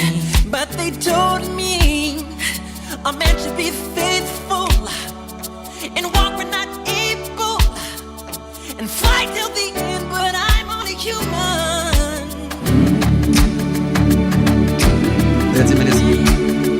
30 minutes past the hour of 8 Citi Breakfast Show. People are excited with the song. Hello, we are all singing along. Flow at Grader. Come on. Solidarity forever. Good morning, Bernard. I highly commend the Labour Union for such bold and courageous stance. This clearly demonstrates that they also think about the well-being of citizens. Divided we fall, united we stand. Jones in La. Solidarity forever. Good morning, team, and happy Breast Cancer Awareness Month from Mutawakil Osman, aka Wache 5C de Shitonkwa. Listening from Ho in the Volta region. Let me give Alhaji Mutawakil. Yes, he's a former member of parliament for Damon. Charlie, happy birthday. Is it happy birthday or just good morning? No, just greet him. He's okay. A big man. All right. Yeah, Mutawakil. Well, the guy is called Wache for cities. So let's also say that if you want something nice and delicious to drink, great taste in Lucozade is energy giving, has a new look, sleeker, slimmer Lucozade original 330 ml can with the same energy that you've known for years. Go ahead, grab your Lucozade today. Lucozade, restore your energy. This advert is FDA approved. Couple of quick birthdays. Ella Angel Noin Lati of Tema Parents Association. God bless you. Happy birthday from Daddy and Mommy. Happy birthday to Jason Edmond Clotte of Cornerstone International Academy. To Mr. Eric Yabuawadi, aka Yokozuna. The Lord bless you and keep you. May this new age bring many blessings. From Kwame Beng and Noble Brethren. Okay, this one is from our colleague Patrick Ofer. He says, happy birthday to Auntie Jilly of Ghana National College. Wishing her God's blessings, good health, and more life. Okay. Let nobody deceive you about timing. We've been fighting this scourge of galamsey since 2017. Now the critical matter of illegal mining has come to a head. We have turbidity of 14,000 NTUs. We have to act now together as a country. It's about today's generation and the next generation and the next one after that, not the next election. We will not allow any political party to take advantage of this action by all well-meaning Ghanaians. The current president should act now, declaring the state of emergency over the water bodies, their buffers and the forest reserves, and stop the decline. Then the NDC and MPP presidential candidates should declare open support for the action and commit to continuing same if they come into office come 7 January 2025. Hashtag stop Galamsey now. This is coming from the convener of the Media Coalition Against Illegal Mining, Kenneth Edem Ashigbe. So let's take you to something else that was big yesterday. So while the TUC was meeting, the Interparty Advisory Committee, IPAC of Ghana, was holding a very important meeting, which was broadcast live on television. The Electoral Commission Chairperson, Madam Jean Mensah, with her deputies and other commissioners, hosted all the major political parties in the country to a discussion on the voters register and its fit for purposeness, using that as an expression. Now, because the matters had been raised initially by the NDC and of course more belatedly by the leader of the Butterfly Movement, Lanche Mating, I'm going to play some highlights of the submissions of the key personalities at the event. So I'll start with Dr. Edwin Buama, who is the Director of Elections and IT for the NDC. He made his submission in relation to the challenges they found with the register and why they felt that the system of the EC needed to be toughened to ensure that the machines were foolproof. When your roof is leaking, you can decide to mop, keep mopping, and keep mopping. Or you can decide to fix the leakage and mop. What we see here is mopping and mopping and mopping. Fixing the leakage is missing. And this is at the heart of our altruistic demand for a forensic audit. This forensic audit is not just about the register. When you have fixed the register, and I will demonstrate to you how, as a result of our revelations, some aftermath fixing is providing a semblance of we are fixing it. When you fix it, and we all look at the hard copies, and we are all giving the PVR, the soft copies. In November, if the very criminals that got us here are still there, engaged in illegal transfers, we will come back to square one. And that time, it will be too close to the December 7 elections. This is why we are saying we need to adopt a dichotomous approach. Look at the register, fix the issues in there, and also audit the very IT systems that allowed these anomalies to occur. We have heard, and Madam Chair spoke about the fact that we certainly do not require external assistance. I've also heard some EC officials question the legality. We have CI 91 as amended by CI 126. We also have CI 127. Okay? A suggestion is being made that on December 7, we are likely to see missing voters list at the polling stations. Is that not the case? Is that not what we've been told here? About 1,551 voters are likely to be captured on a list that will be called missing voters list. Is that not it? I'm yet to identify which of these laws has missing voters list. But you see, it's a reasonable remedy for the problem that we are dealing with. And so when you have to go beyond these in a way that it will not hurt but help our democratic process, you need to give it greater consideration. I come also to the point of adjudication, and we saw some very huge figures in the presentation. Are these figures emanating from the very adjudication meetings that NDC participated in? Because to the best of our knowledge, the meetings that we participated in, we did not treat these figures in tens of thousands, about 20-something thousand. So once again, it will be important for a forensic audit to identify where these over 20,000 figures are coming from. Because the report that we have does not support that.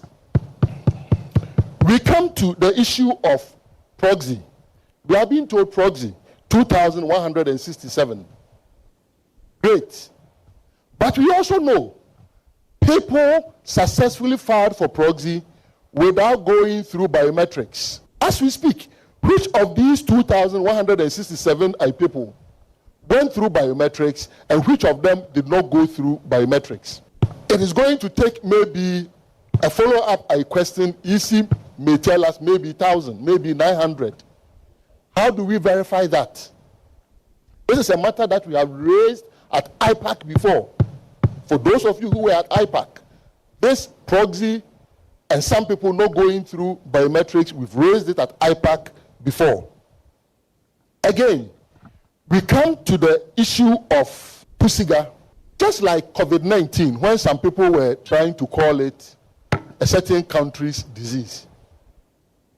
Perhaps we should not be calling those criminal transfers Pusiga transfers. And it will take a forensic audit of the EC's IT system to know where those transfers took place.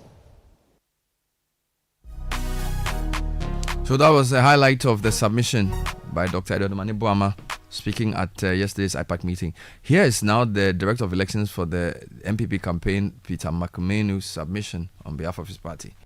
In 2008, just before the 2008 elections, NDC made allegations that there were some 13 constituencies in Ashanti region whose register have been bloated. The then commission, headed by Dr. Afarijan, also met IPAC in this same fashion and constituted a committee, one from MPP, one from NDC, and two from the other political parties. MPP nominated Kobina Ajay Ejapong, I remember very well, and NDC nominated Dr. Percy. They went into the matter and they came back to report that it was an error from a computer input. So the allegations were dismissed. I think that we are repeating ourselves the same way. So I am very happy and I commend the Electoral Commission for instituting today's meeting to the full glare of the entire Ghanaian public and our friends from other countries. The call for audit, be it audit or forensic audit, is, and I'm repeating what the NDC said in 2015, in this same venue, that it is embedded in the CI 91, a copy which is here, as amended by 126. That was what the presentation NDC made 9 years ago. So what has changed? What really has changed with the exhibition and various corrections that can be made on the exhibition, be it omission of names, it can be included, be it wrong spelling. What really is important is what the CI says. For example, the CI says you must be resident in the area for a minimum of 12 months before you can do a transfer. You must be resident in the area or the community or the electoral area for a minimum of 12 months before you can effect a transfer. Only last week, in the Kumasi High Court, Magistrate Court, an NDC-sponsored transfers were sent packing to go to where they came from. In the Kumasi metropolis, a judge ruled that they were not resident in that area. So they are surreptitiously saying things, one thing, and doing the other, just to court the public support for an election they are going to lose. Don't be emotional. Don't be emotional. You must put your mind back to 2015 in this same area, how you treated the entire presentation we made. What did IEA say? IEA was made up of political parties with representatives in parliament. So it was the views of the political parties that were espoused by the IEA. So here we are, 2008, 13 constituencies in Ashanti region have their votes bloated because Ashanti is the heartbeat of MPP. These were challenged, they went through, and nothing untoward was discovered.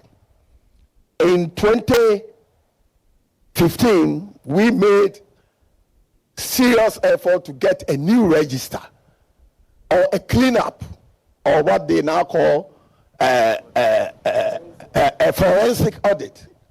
We went through the motions, all right, but we were denied because the panel, and for that matter, the commission at that time, entreated us to use the mechanism of the exhibition to do any corrections we want to make. What has changed? I want to ask my brothers in the NTC. And today, the NDC is saying 50,000 people are dead on the register. In 2015, and I like to quote from the report of the committee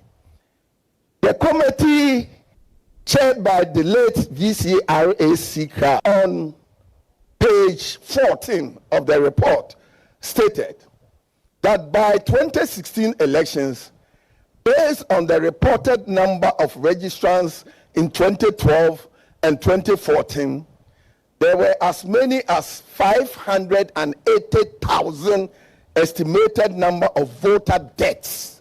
I repeat, by 2016 elections, based on the reported number of registrants in the 2012 and 2014 registrations, there were as many as 580,000 estimated number of voter deaths that would have occurred cumulatively. What happened? They told us to go and bring the death certificate. Where was I going to get the death certificate from? So if you have 50,000 today, it's less than what we had in 2016. But we went to the elections and we beat you with over 1 million votes. But Madam Chairperson, the committee at that time commended the New Patriotic Party, must be commended for raising on the public platform the need for a credible voters register. This was in 2015, 9 years ago here. So you may be commended as well. Peter McMahon speaking there on behalf of the NPP. Now, there were quite a number of submissions by the various parties. I've picked two to highlight because they've received some level of commendation. So CPP's rep Yuri Mambo Moses spoke, after which Hassan Arego of the APC also spoke. And then you hear from Jean Mensah, the chairperson. Let's hear from the CPP rep speaking at the program. We in the Convention People's Club will have to commend the EC for it has made this to make the table. For us, we all got very alarmed when we heard our brothers and sisters from the NDC. Yes, thank you. We all got very alarmed when we heard the NDC coming out with all these figures. And the figures, in our view, were so huge. But quickly, we realized that the CI already has a self-cleansing mechanism embedded in it. And that mechanism, when you go through the mechanism, you realize that it becomes then very difficult that errors will not be corrected at the provisional stage. So after the giving out of the register at the exhibition, we assume that all these errors are supposed to be corrected. And when you go through the proceedings from CI 25 to 27, it is explicit there how these errors can be detected and corrected. And I'm happy, just last week, 21st of September, in Kumasi, a district court has ordered the EC to expunge about 1,000 transfers from Inshia South. And I believe that this is the way to go. Because this process is really embedded in the CI. When you go to the district review committee, it goes to the district court. So the procedures are very clear. And I'm happy that a district court in Kumasi has done this. And I know many more to follow where there are issues, there are procedures to address them. I must also admit the frankness of the EC. Where you got it wrong, you admitted that you were wrong. And you did your checks and you have corrected it. This is what we want to see. As major stakeholders, we are happy when the election body admits its faults. That yes, when it comes to issue A or B, we have some errors and we have corrected them. We in the Convention People's Party are very glad. All right, let's hear from Hassan Yaka of the APC now. It's going to be very difficult for Ghana to have a perfect system without a national data system. We've been running around talking about data collection, data system, national health insurance, DVLA, Ghana card, EC. In other jurisdictions, I'm sure some of those from the foreign countries are here, they have a data system, a database, one data system that has every information of everybody from the child born today until the last old man standing. We don't have such data. And we must admit that we are doing our best to give each other a perfect data. And that has challenges. We cannot say that we will not have challenges in anything we do. That is not entirely true. So in as much as we want a perfect data, we should be thinking about the APC national data system that we have been proposing all this while. That system captures every information of everyone. And when you turn 18, you don't need the EC to tell you, come and register. A letter will be sent to you to go to the EC's office to register your name automatically. When you turn 18, whether you are a Ghanaian or a foreigner who comes from Ghana or another country, you cannot register if you're a foreigner. But what do we do here?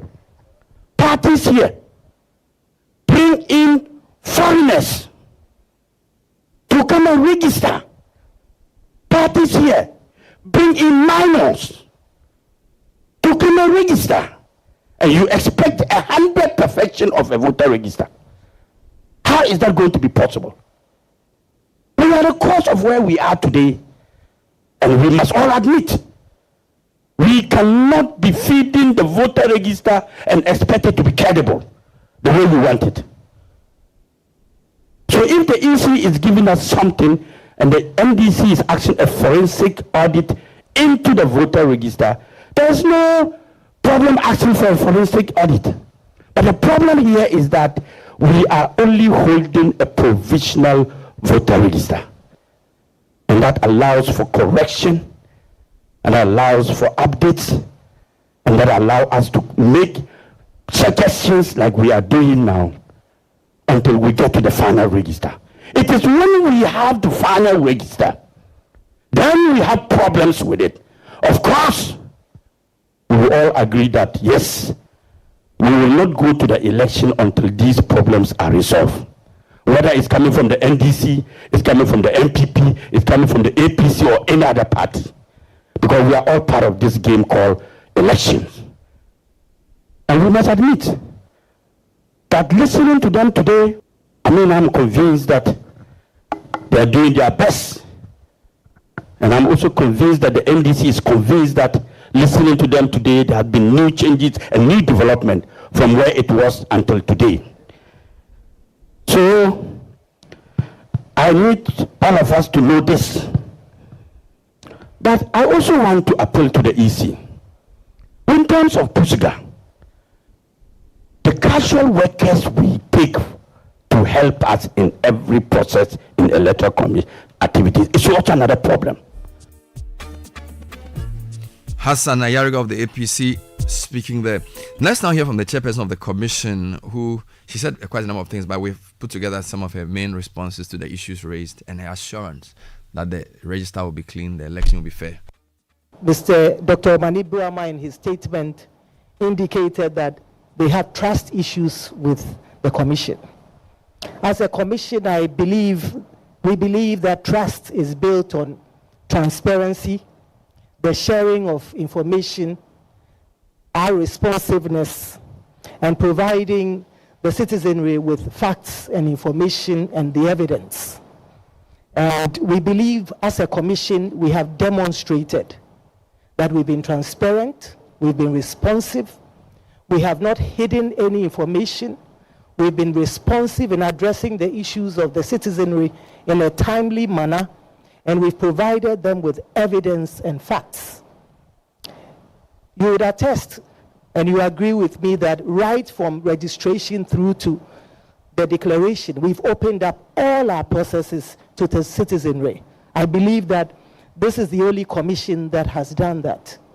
If you look at the registration since 2020, we have provided the citizenry with daily infographics, daily information on the number of persons who have registered across the country, drilling down to male, female voters, and also to persons with disabilities. And so any interested citizen or political party should be, at the end of the day, be able to collate with near precision the number of persons who have registered throughout the country on any given day. In the conduct of our affairs, we may make mistakes, and we have made some errors which do not go to the heart and do not affect the credibility of the registration and, for that matter, the election. They are minor errors, and it's not to say that we gloss over it. But the good news is that we have been very responsive. We've come out very quickly, we've issued statements, we've made corrections, and we have moved on. We have not hidden the truth, or we have not remained quiet. We have addressed the issues and informed the public that yes, some errors have been made. Here are the corrections. And we have provided this in a timely and accurate manner. And so for us, this is the trust that we speak about. I'd like to also state that we do not have anything to hide. And if you would notice from our registration, whether it is the balloting we've opened up to the media, I do not believe this was the case prior to 2020. In the case of nominations, we've opened up nominations to the media, and every single political party has had its turn, and they have been given the opportunity to address the citizenry, and we've also provided the citizenry with the opportunity to observe the process. This is what we call trust. And today, we've opened up IPAC to the whole world, and we intend to do so going forward. I think there's nothing that we've hidden. So this is the best we can do, and we hope that we can improve upon it. But you agree with me that our systems have a lot, they are built and they are robust. And the framers of the Constitution and our CIs embed processes that engender trust. And so right from registration, 21 days before the start of a registration exercise, the political parties are provided, the EC provides the political parties with all the gazetted centers. This is to enable them to prepare their agents and have them observe the registration exercise. And so from day one, if it's for 21 days, party agents are given the free will to observe the registration exercise. The good news is that we embed a high level of transparency in the sense that party agents are provided with a start of day report indicating the number of persons who were registered the day before, and they are also given an end of day report. Again, that has built transparency into the process, and that should engender trust. If parties have any issues with the register, they have the collation. If they notice that in their strongholds the numbers have dwindled, or they are and that numbers have gone higher in other places, they have the documentation, which is the start of it, that the system generates and provides to them. And so the question is, any political party can today, with the start of day and the end of day reports, collate with near precision the number of persons who registered on any given day. And yes, some of them may have been challenged. The good news is that the district registration review committees have party reps on those committees, and therefore they have that information to be able to act and to use it. You come to exhibition, the law embeds transparent processes, robust processes that should engender trust. The register is displayed for the whole world. It's a come one, come all sort of thing. And everybody can go to the registration center and view it. And if you have an issue, you have every right to raise it and have it corrected. And that is the process that is in place, and it works. In addition to that, we have the magistrates, the district registration review officers appointed by the Chief Justice, who sit at every district and hear cases. Persons who are aggrieved, persons who have issues with the register are provided an opportunity to present these cases, and they are heard in a transparent manner, and rulings are given in writing. This, again, is a transparent and robust process that should engender trust. You come also to the balloting. We all know recently when we were balloting is open to the general public. The EC does not determine who is number one.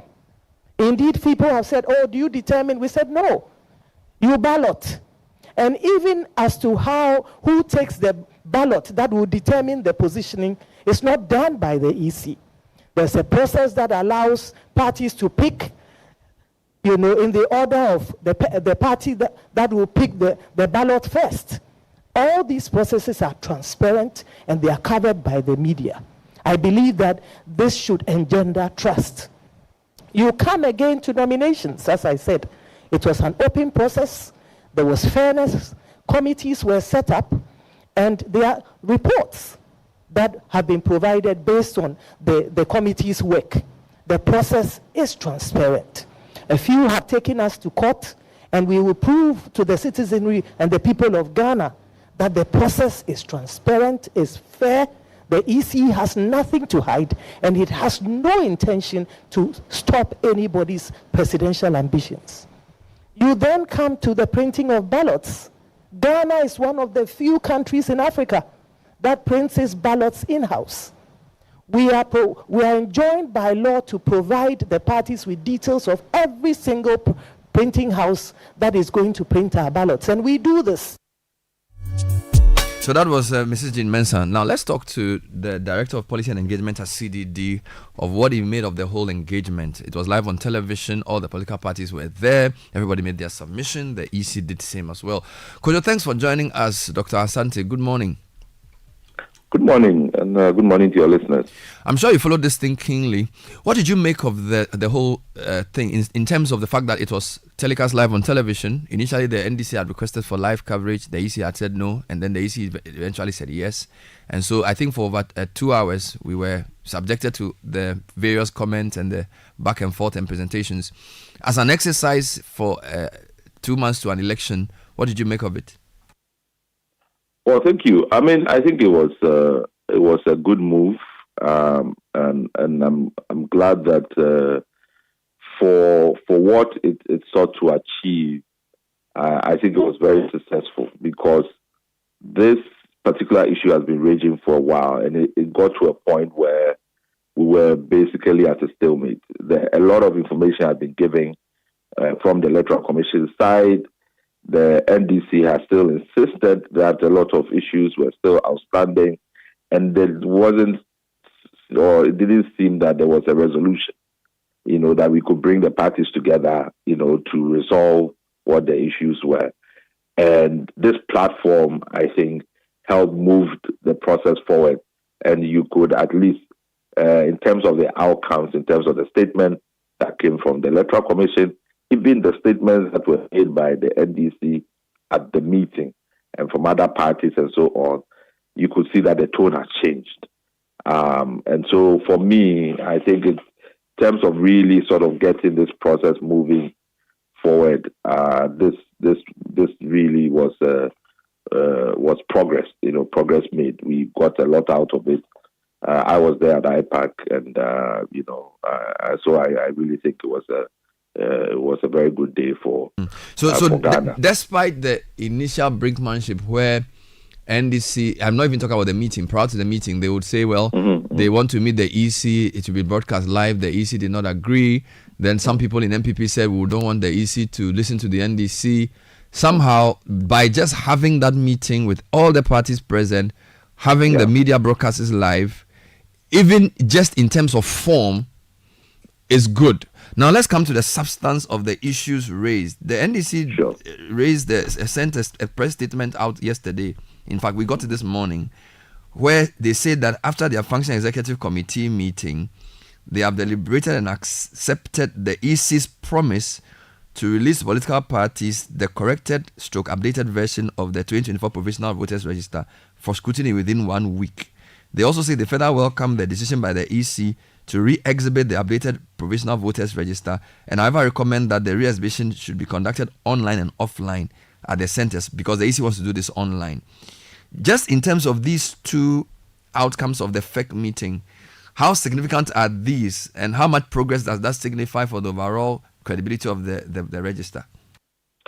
So first of all, let me sort of explain what the issue is, because I think sometimes, and then this is the issue that I've had sometimes with the NDC in terms of the labeling of the problem, and which sometimes it becomes almost a constraint in dealing with it, because this call for forensic audit sometimes become very something that is sort of in the abstract, because you have to sort of break it down. What are the issues? The issues are twofold. One is really dealing with the register, and that's where the EC has sort of painstakingly made the point that what you are dealing with, and it's a very, very important point, is about securing people's right, to exercise their franchise come December 7th. So whether you add or delete somebody's name, it's a matter of law. You have to take it very seriously. It's not something that is just a discretion that somebody exercises, put somebody's name or delete somebody's name. That's why they are laid down laws under CI 91, as amended by 126 and so on, to go through a very elaborate process of cleaning the register through the exhibition process and so on and so forth and so forth. So that process is ongoing, and there's a lot of scope within that process to clean the register.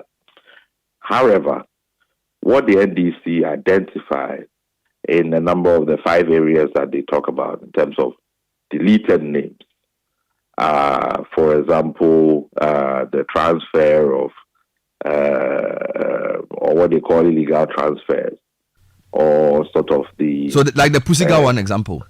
Or I'll come to the Pusiga one, because that's also a different one. That's a different one, okay.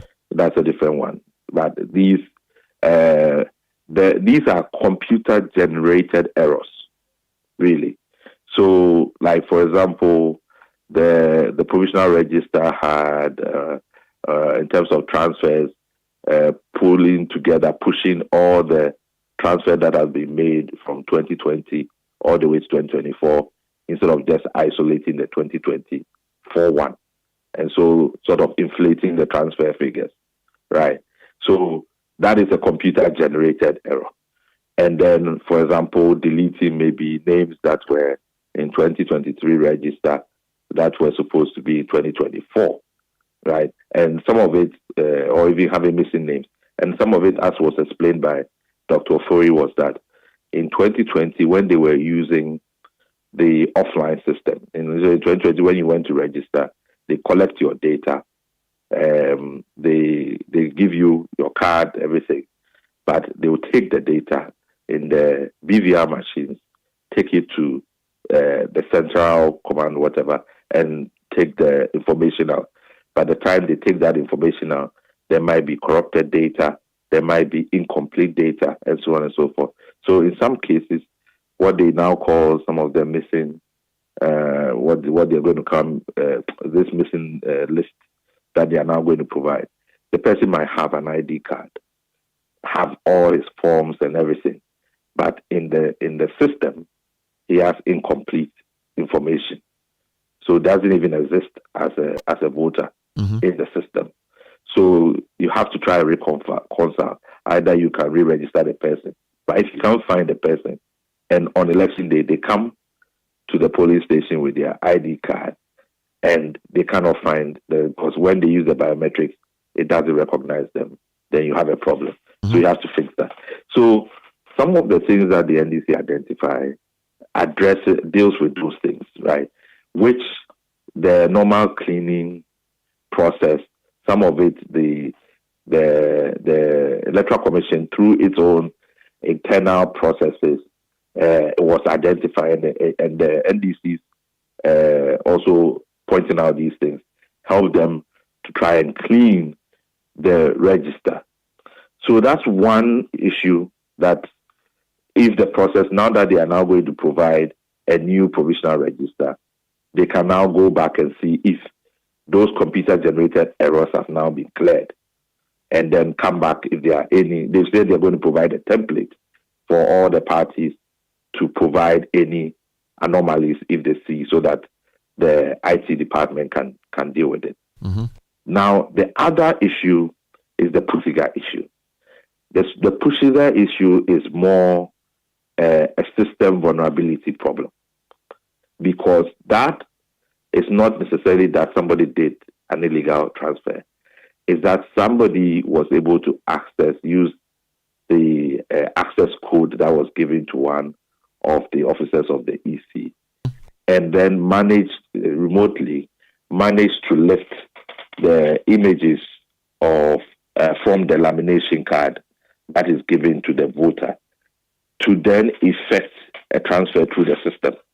Because when the system can only confirm the transfer either by biometrics or facial, and the person is able to lift the facial image and use it to do that in the system outside of the system. So the EC says, okay, first of all, the first thing they have done is to now introduce a liveliness check, in the sense that you have to be there physically. It has to see that there's a human being before it would confirm, any transaction that's going on. Now, it is accepted that if this has happened, they have to check the system to make sure that there are no other vulnerabilities in the system. So it's asked a service provider to make that assessment.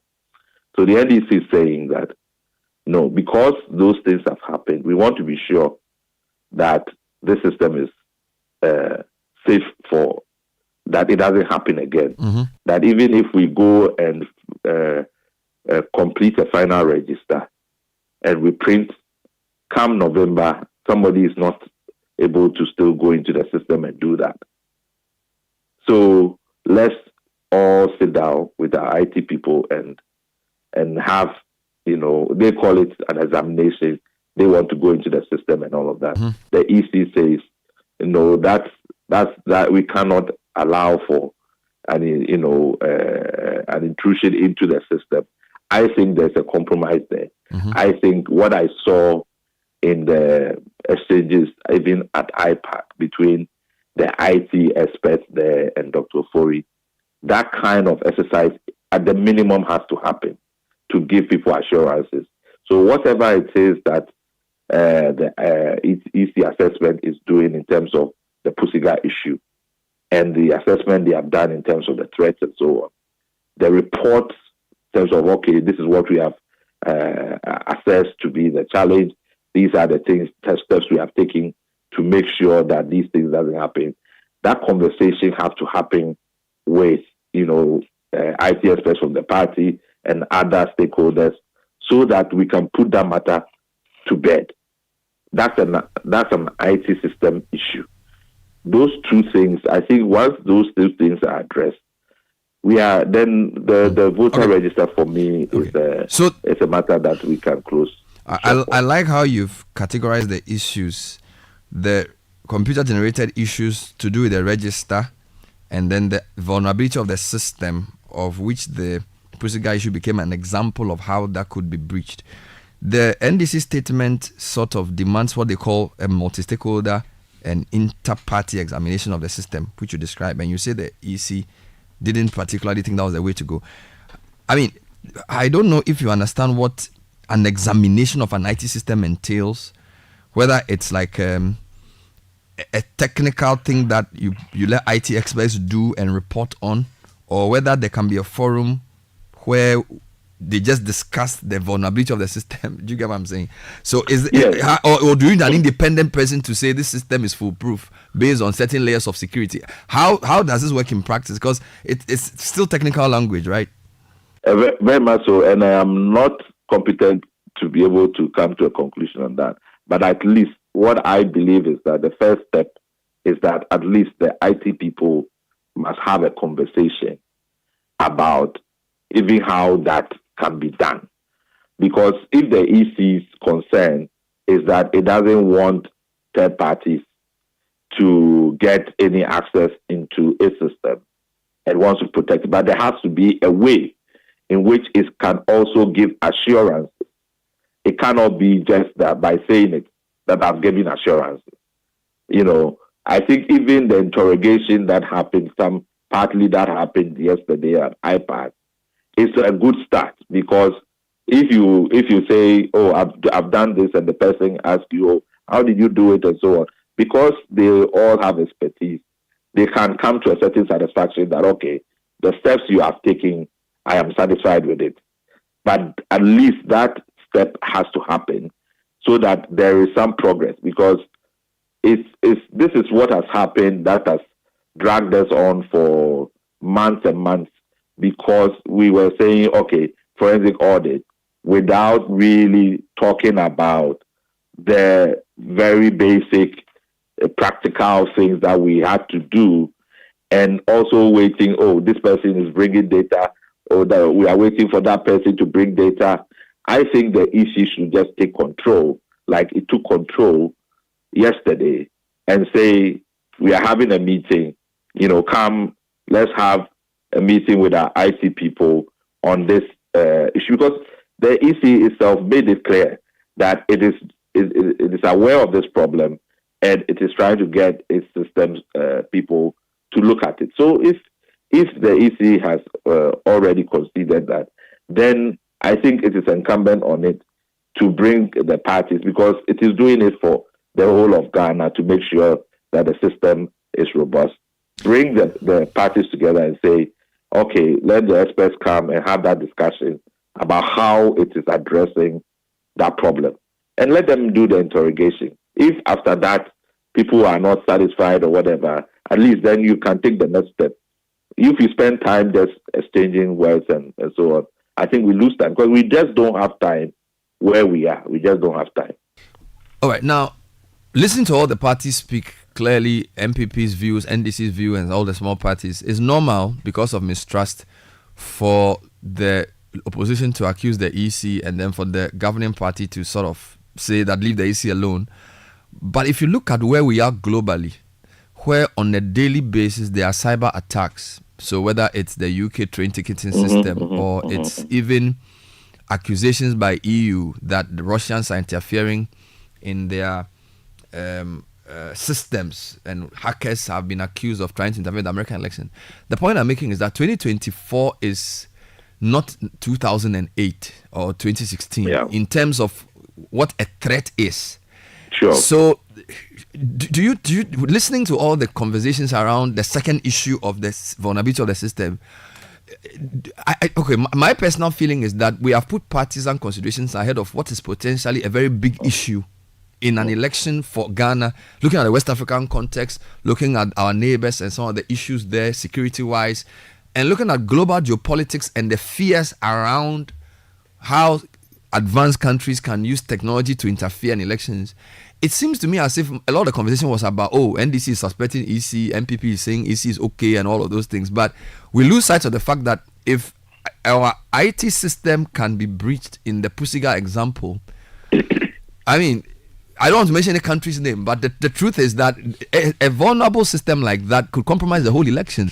And I felt like people should be more concerned about that beyond the partisanship. But I don't seem to think that dawns on the people in the room as much as it appears to me. I don't know what you think. I think that's why, for me, as I said, people did not understand because for me, elections is really a really practical process. If you ask all the people that work at the Electoral Commission that deal with it's a very practical process. You come up, problems come, you have to solve it practically. So if you're working at the IT process and you're working with a voter management system or whatever it is, these are everything from BVR systems that you release to officers who are traveling in remote areas that go and collect data. When they come, they finish, they put it in some corner somewhere that is not in a place that is supposed to be kept. The machine comes back, in a state that you can't properly retrieve data. I mean, you have all kinds of things that you are managing. These are practical issues, and that's why sometimes these things are not things that you have to come and do it in the public gallery. You need technical people to sit down and have a conversation, and discuss the technical issues so that you can come to some genuine consensus about, what needs to be done and what you have done and so on and so forth. So I completely agree with you. It's not something that is to be taken lightly, and I know that there is people who are not taking it lightly. And I think it's just, that understanding and appreciation that because you are doing it, this is a referee that is refereeing a process that is, people are participating in it. Those beneficiaries should be given the opportunity to get that assurance, and that assurance must be demonstrable. You cannot just say, I'm doing it, right? So you have to find a mechanism for giving that assurance. And I think the first step is to actually even have that conversation at a technical level. And that's what I'm hoping. So I'm hoping that on the back of this very progressive step, we don't wait to come and have a back and forth press conferences and exchanges, whatever, when we don't have time, right? And statements and so on, that the Electoral Commission takes the responsibility and knowing its timetable and say, yeah, we are inviting you, come and have, a session with the IT people on this matter, and then, move with it. And I think then we will be able to move these processes very quickly and then focus on other things. Finally, you keep saying we don't have time. How shall I put this? How much of a stress have we placed on ourselves? Because today is October 2, so basically you have 2 months and less than a week for the election. As we speak, the final register is not known because, as we have been told, there will be some minor corrections, and then there will be a display either online or offline. I'm sure there are other things that need to be done. When you look at an election timetable, is this a normal situation to have? That 2 months for an election, we are still bickering over the register. We don't know what the full register is. For example, if you ask me how many voters have been confirmed in each region, I can't tell you. Although some breakdown was given of the gender and that type of thing. We have 700,000 new voters. Yeah. Is it? Yeah. Have we left it too close to the date? If we haven't, how sure are you that things can be sped up quickly enough so that we don't rush into an election without being sure of what the key issues in terms of the voter register are? Well, I mean, I've known a lot of the technical officers at the Electoral Commission, and I know that a lot of them can perform magic because some of them they've done elections in Sudan and places that you cannot imagine, and they still manage to pull elections. But you don't, of course, want to be in that situation. They're very experienced. But the point is that you want to have time. You don't want to rush. So normally the register is certified late, but the point, we need to have a sense of the register so that we can, determine polling stations for the elections. That is very important for the EC, recruitment. We need it for, to print the register for each polling station. We need to print ballots for 80 million people, and depending on how these balloting litigation goes and how quickly that goes, to determine, when we are going to print those ballot papers, because we've been doing a maximum of 12 or so in the past. If already it's beyond 12, if the cost determine otherwise, it might be longer, and that'll be the first time we'll be doing, anything longer than that. That presents its own challenge. So if you start putting all these things that the Electoral Commission has to be, and these are serious logistical, challenges that, the Electoral Commission has to put its mind to. So the quicker you kind of resolve and give confidence to these systems, the better for everybody, so that the other things, you can focus on and prepare logistically for the elections, because those are also very important to give confidence, and transparency to the process. So in terms of time, 2 months to the election, we really are right up against it, and we have to, in October, a lot of the things we are talking about, re-exhibition, getting people to fill the templates and give information about the anomalies, so that the IT system can clean the system, and all of those things are all fine. They have to do training for all the temporary staff. That's a massive one, and the training is important because, as we have understood from the 2020, some of the issues that we experienced through the collating process and all of that, you need a lot of time to take people through systems and all of those things. So there's still a lot to do. I mean, that's the point. Well, I think progress has been clearly articulated from all sides. So thank you, Kojo, for talking to us. Kojo Asante of the CDD, expressing views on yesterday's meeting and its outcomes. He is the Director of Advocacy and Policy Engagement at the Center for Democratic Development. 10 minutes past 9, Citi Breakfast Show. You heard earlier on highlights of the IPAC meeting that was broadcast live on television and radio. Mane Boama, Macmenu, Yuri Mambo Moses, and Hassan Yariga before Jean Mensa all speaking. We'll be right back with more. This is the Citi Breakfast Show. Don't go away. Unleashing the power of relevance.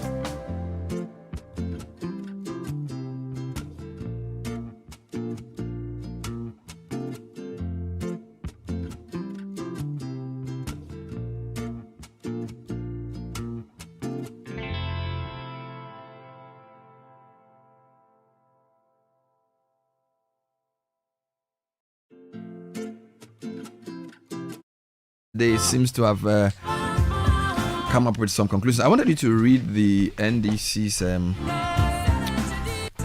what do you call it? The statement they issued after their FEC meeting to sort of bring some sense of progress from the meeting. So NDC position on matters arising from IPAC relative to the 2024 Provisional Voters Register.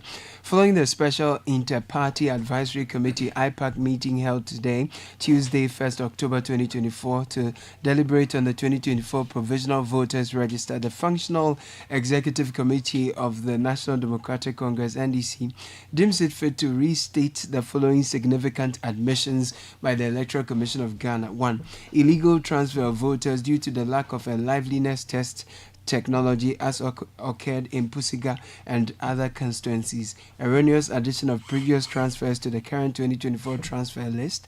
Provision of corrupted files in the 2024 Provisional Voters Register, which the Commission claims have been rectified and restored. Deleted voters who the Commission wishes to place on a missing voters register, and a vulnerable ECIT system that is susceptible to data manipulation and infiltration from officials and non-officials of the Electoral Commission who have access to login credentials. With this background, the Functional Executive Committee of the NDC has deliberated and decided to accept the EC's promise to release to political parties the corrected or updated version of the 2024 Provisional Voters Register for scrutiny within 1 week. FEC further welcomes the decision by the Electoral Commission to re-exhibit the updated Provisional Voters Register. We, however, recommend that the re-exhibition exercise should be conducted online and offline at the exhibition centers. Additionally, the NDC demands a multi-stakeholder and inter-party examination of the IT system of the Electoral Commission with the aim of addressing the vulnerabilities that the EC itself has admitted to, which vulnerabilities led to several of the anomalies we have raised. Clearly, the vulnerabilities in the IT system of the EC can be exploited by criminals to compromise the integrity of the December 7, 2024 elections if not addressed. Signed, Fifi Fiavikwete, General Secretary.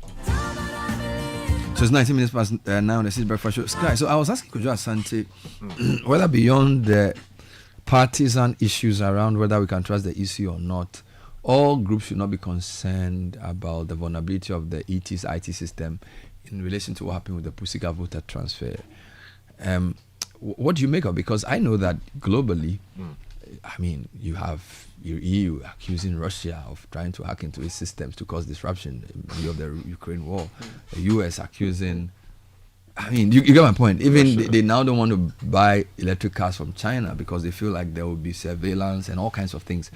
So, is our election system so exposed, or is it because the way we organize our voting, it's more manual, so that we shouldn't be too concerned about potential effects of hackers? Oh, as for the concern, we should always have it, but it's a question of what is the scale of damage that can be done in the event of such unauthorized interference by people who are criminally minded.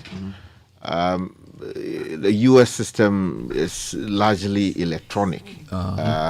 So if you have such a system and people get into it, they can do all kinds of things. Where they can hijack it, take it over completely and ask for all kinds of things, or add numbers, or do whatever they want to do with it.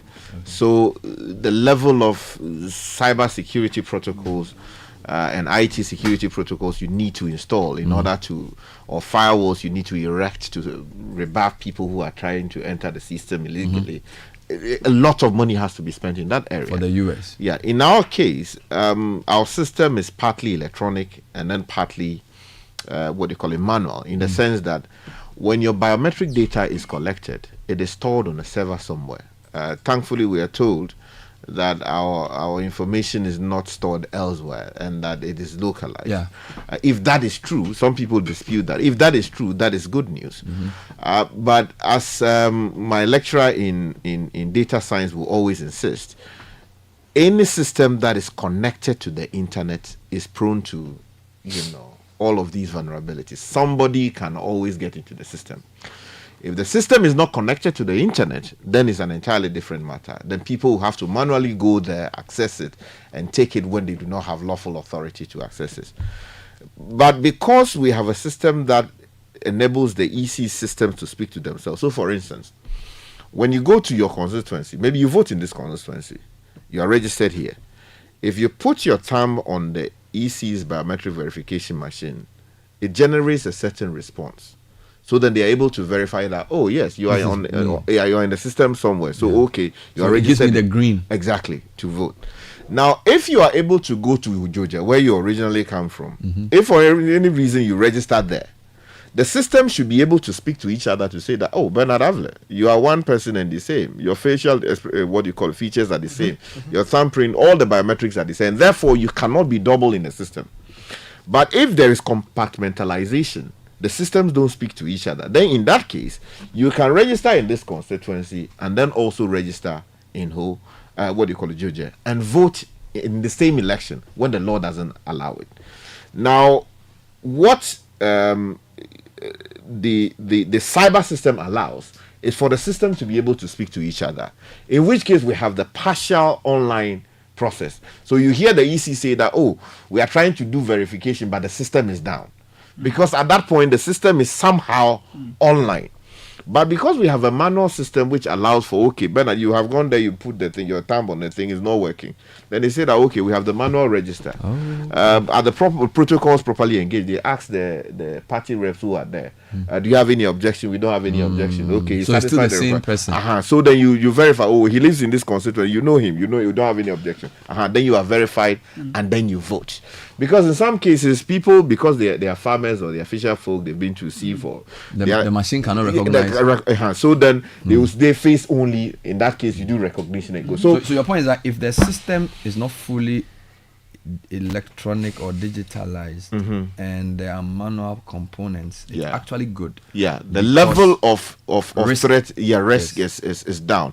But let me say it, however, that we are told that something happened in Pusiga. Someone who did not have the appropriate authority was able to rely on somebody else's protocols. When I say protocols, I'm talking about, like password and all these details that you need to access a particular system. If you don't have it, you don't have it. You can't go into it unless you crack it. And in this case, we are told that someone was given the protocols and then someone else had access to those and then got into the system. Now, we should be worried about that. The reason we should be worried is that if you have 200 people registered in a particular constituency, it means the parties do know that 200 people live in that constituency and they're entitled to vote in an election. However, if someone engages in unauthorized transfer of votes and raises the number from 200 to, say, 300, what it means is that if a particular party interested in the election wants to manipulate the results, he has now taken the number of actual people who should vote from 200 to 300. In which case, it is possible to pad the numbers after the poll. So you also deprive people who were in the original place exactly the chance to vote there. So when you hear all of these, people are doing illegal transfer of votes, they have, say, a constituency they have absolute control over. They know that seat is safe. So they can afford to let go, say, 5,000 votes. So this is more parliamentary kind of... exactly. Okay. So they move the elections. So they tell people they know that, oh, Charlie, come and register. Transfer your votes to my constituency. So that during the elections, you come and vote for me. Because he knows that the margin in that constituency is thin. You understand? So they are using that. And so all the fight you are having is about these matters. The person doesn't live in the constituency. He doesn't satisfy the legal requirement. However, they are using all kinds of illegal means to transfer the votes. Now, it is the job of the Electoral Commission to police this process properly and ensure that people who are engaged in this exercise are properly punished. And then also, I think there should be thorough scrutiny of the people they are recruiting for their exercise. Because some people come to their job with all kinds of very ulterior motives. Because why would you get access to somebody else's protocol and engage in what we are told the man allegedly engaged in Pusiga? So the EC has to understand that while it has a system that is not entirely electronic, it can still be compromised by reason of the kinds of things that are happening. We understand that it's a sensitive election that we expect to have, but in order to reduce the tension, I think the EC should be open to criticism. Of course, the political parties themselves are dishonest. Many of these problems they created. As Ayariga told them, they go and put minors on the register. They are the people who invite people from all kinds of places to come and register. They are funding the illegal transfer of votes and all of that. So if they continue like that, they cannot keep talking about the electoral register not being credible. And then also finally, Bernard, this thing about parties in power always speaking for the Electoral Commission must stop. The Electoral Commission is the Electoral Commission. They don't need you to talk. They don't need you to speak for them. If they get it wrong, let them get it wrong. The NDC, when it was in opposition, was almost always defending the Electoral Commission. Now they are in opposition, they are complaining. The NPP, when they were in opposition, remember the number of times Abu Ramadan took the Electoral Commission to court because they said that the electoral register was not credible. Of course, there have been victories that are recorded. Orders made that go and clean up the register because some people registered without their proper protocols and all of that. So, yes, that is there. But the idea that consistently when you are in power, you find everything the Electoral Commission does proper. And when you're in opposition, everything they are doing is suspicious. I mean, it's not dishonest. All right, so it's 9:28. A few quick announcements. Before I take you back to Galamsey, I'm going to bring you some highlights of my conversation with lawyer and convener of Occupy Ghana, Sankoma, who gave some legal roadmap on how to solve the Galamsey challenge. But here are some quick announcements. Yes, prepare to encounter the power of God at Gethsemane 2024. It's a 4-day life-changing program hosted by Harvest Chapel International Faith Temple Adenta. It started from the 1st, it will run till the 4th of October. We'll gather to experience fervent prayers, dynamic worship, empowering messages designed to strengthen your faith and deepen your relationship with God. Ministering Reverend Charles Fosu Ayakwa, Grace Team, Akropong, Reverend Kingsley George, J. Ajiman, House of Consecration, and host Pastor Reverend Samuel Sechi Hyde, Faith Temple Adenta. Come expectant and ready to be transformed in an atmosphere of the Holy Spirit's presence. For more information, call 0244 858 858. Visit our social media handles at Harvest Chapel International Faith Temple Adenta. Don't miss this divine appointment at Gethsemane 2024. See you there. And this for the parents, students, and professionals. If you're thinking of educating yourself in Canada and you want to look at a program of study that will help you get a job in Canada when you're done, and in the previous attempt your visa application was unsuccessful, here's a bright opportunity for you. Best Education Services is bringing you an exclusive study in Canada fair. It's happening on Monday 14th and Tuesday 15th of October this year at Accra City Hotel in Accra. In Kumasi, this will be happening at Lancaster Hotel on Wednesday 16th of October. We have 17 top Canadian institutions that are coming, and if you have a WASI result, do well to come. If you are waiting your results, do well to come. If you are currently a student in a university or a polytechnic and you want to transfer to Canada, there's an opportunity for you as well. You have a diploma or HND, do well to pass by. You have a bachelor's degree, you're looking for a master's program, pass by. There's an event that is free, but first you need to register. So call or WhatsApp 025 624 5006. Best Education Study in Canada Fair. It's your ticket to success. Now, if you're thinking of getting a mattress and quality furniture, go to Latex Foam. They will ensure that you sleep well. They will ensure that you wake up refreshed, rejuvenated, and ready to take on the day. Don't go and buy a bad mattress because you want to compromise. Call Latex Foam on 0302231155 or visit them online, latexfoamghana.com. Latex Foam, your partner for life. Visit us today and sleep better tonight. What is luck? For many, luck is that glorious moment when you find money in your trousers while when you're broke. For others, luck is a life, or it's being picked out of the crowd for a reward. For us, luck is a life-changing event, and we believe everyone deserves a shot.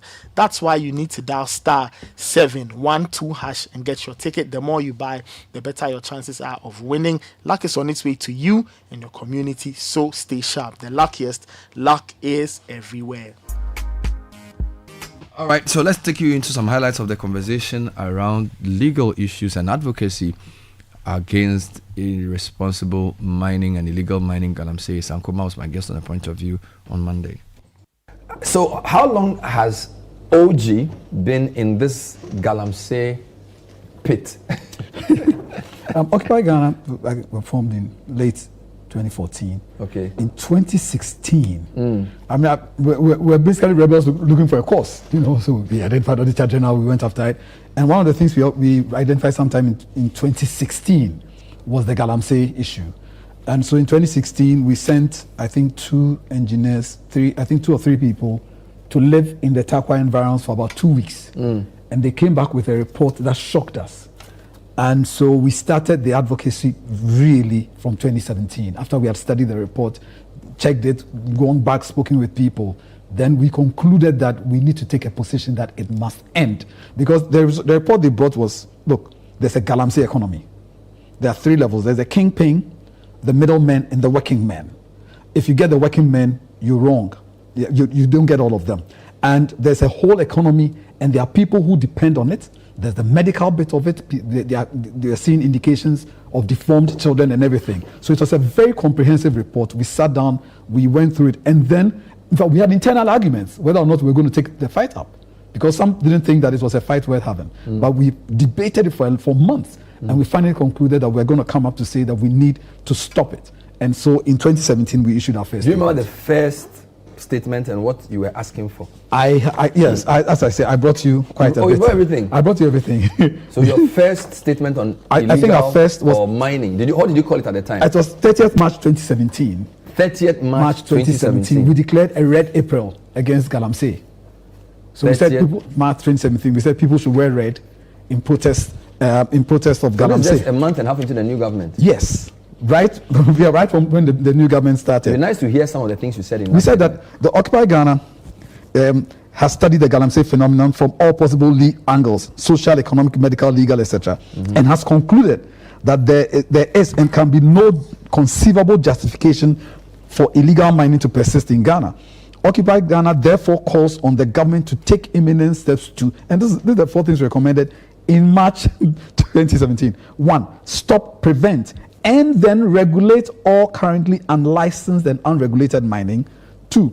Explore the provision of gainful alternative employment to persons engaged in Galamsey. 3. Support mass education on the Galamsey menace, particularly through local civil society. And 4. Be mindful of the potential national security threat that Galamsey poses. These were the 4 things we put out in March 2017, more than 7.5 years ago. I remember when we started that fight in 2016, 2017 as well, the main thing we noticed was the larger vehicles and the trucks. Because initially Galamsey was something people were doing with very basic things. Yeah, pickaxe. So I don't know if you recognized that at the time, the issue of excavators and the changfans. It was growing. Look, I mean, historically, we've always mined, right? When Diego de Azambuja arrived in Elmina in 1482, he saw so much gold, right? What we call Elmina was the time called Anumansa, right? An inexhaustible drink. But they saw gold, so we're mining gold. Then when colonialism started, Bernard, the colonial authority schemed to keep us out of mining. For example, in one of the colonial ordinances, you couldn't mine gold unless you could read the ordinance in English. Wow. Serious? Yes. The ordinance said you will not be allowed to mine gold unless you can read the mining law. And you need a certain amount of money. Now, what that did was to push all the local people aside and immediately rendered their gold mining illegal. And it became something for the big business, and it wasn't big Ghanaian business, because no individual Ghanaian or the Gold Coast at the time had the money to meet those standards. So it became something, the big mining was reserved for foreign interests. Wow. That's why if you track it, apart from the state, almost every gold mining interest was foreign owned and foreign controlled. So this went on for a while till we realized, and so while that was happening, the locals were still mining.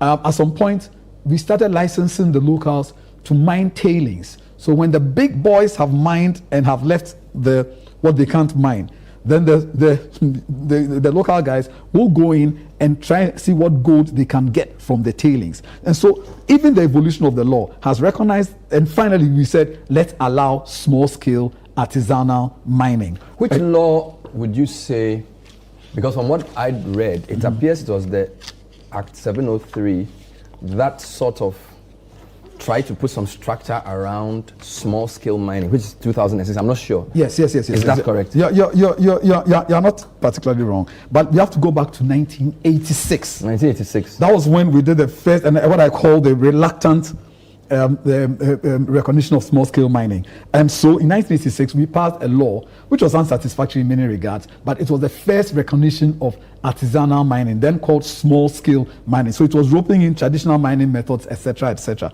But you're right, in 2006, 20 years later, we passed what I believe is the most forward-looking Minerals and Mining Act probably in the world, which recognized artisanal mining, put in place structures. The structures are amazing. And it shows how Ghana is great at dreaming up dreams, but then completely messing up when it comes to the implementation of the dreams. The 2009 Act, it recognizes that you have to use, for example, mercury. It says the circumstances under which they will be allowed to use mercury. Artisanal or small-scale mining was limited to Ghanaians. So if you're not Ghanaian and you want to get into mining, you are going to go through the big scale, where you have to do reconnaissance license, get prospecting license before you get a mining lease. If I'm a Ghanaian, I just have to show that there's gold in the land. And if I can comply with the environmental standards, I'm given a license to do what is called small-scale mining. I don't have to go through reconnaissance prospecting before I mine. And so we put in place an easier system for the Ghanaian to also participate in the gold. Bernard, let me make a statement. Poverty and gold cannot exist in the same environment peacefully. The environment will suffer. The environment will lose. But because Mother Nature won't lose, ultimately Mother Nature will bite us, right? And so what has happened is that people have, it was probably poverty, but now big money has come into it. And if you look at the machines they're using, this is not money that the local boys and local Which girls, is actually what I wanted to ask. Does the law clearly delineate and differentiate small-scale mining from traditional large-scale mining? Is there a space for something like medium-scale? I ask this because, again, traditionally when we say small-scale mining, to my mind, people will go into abandoned pits and then some will work with their fingers or use basic equipment. So, for example, when somebody uses an excavator to go and try and do mining, is he a small-scale miner, medium-scale miner, or a large-scale miner?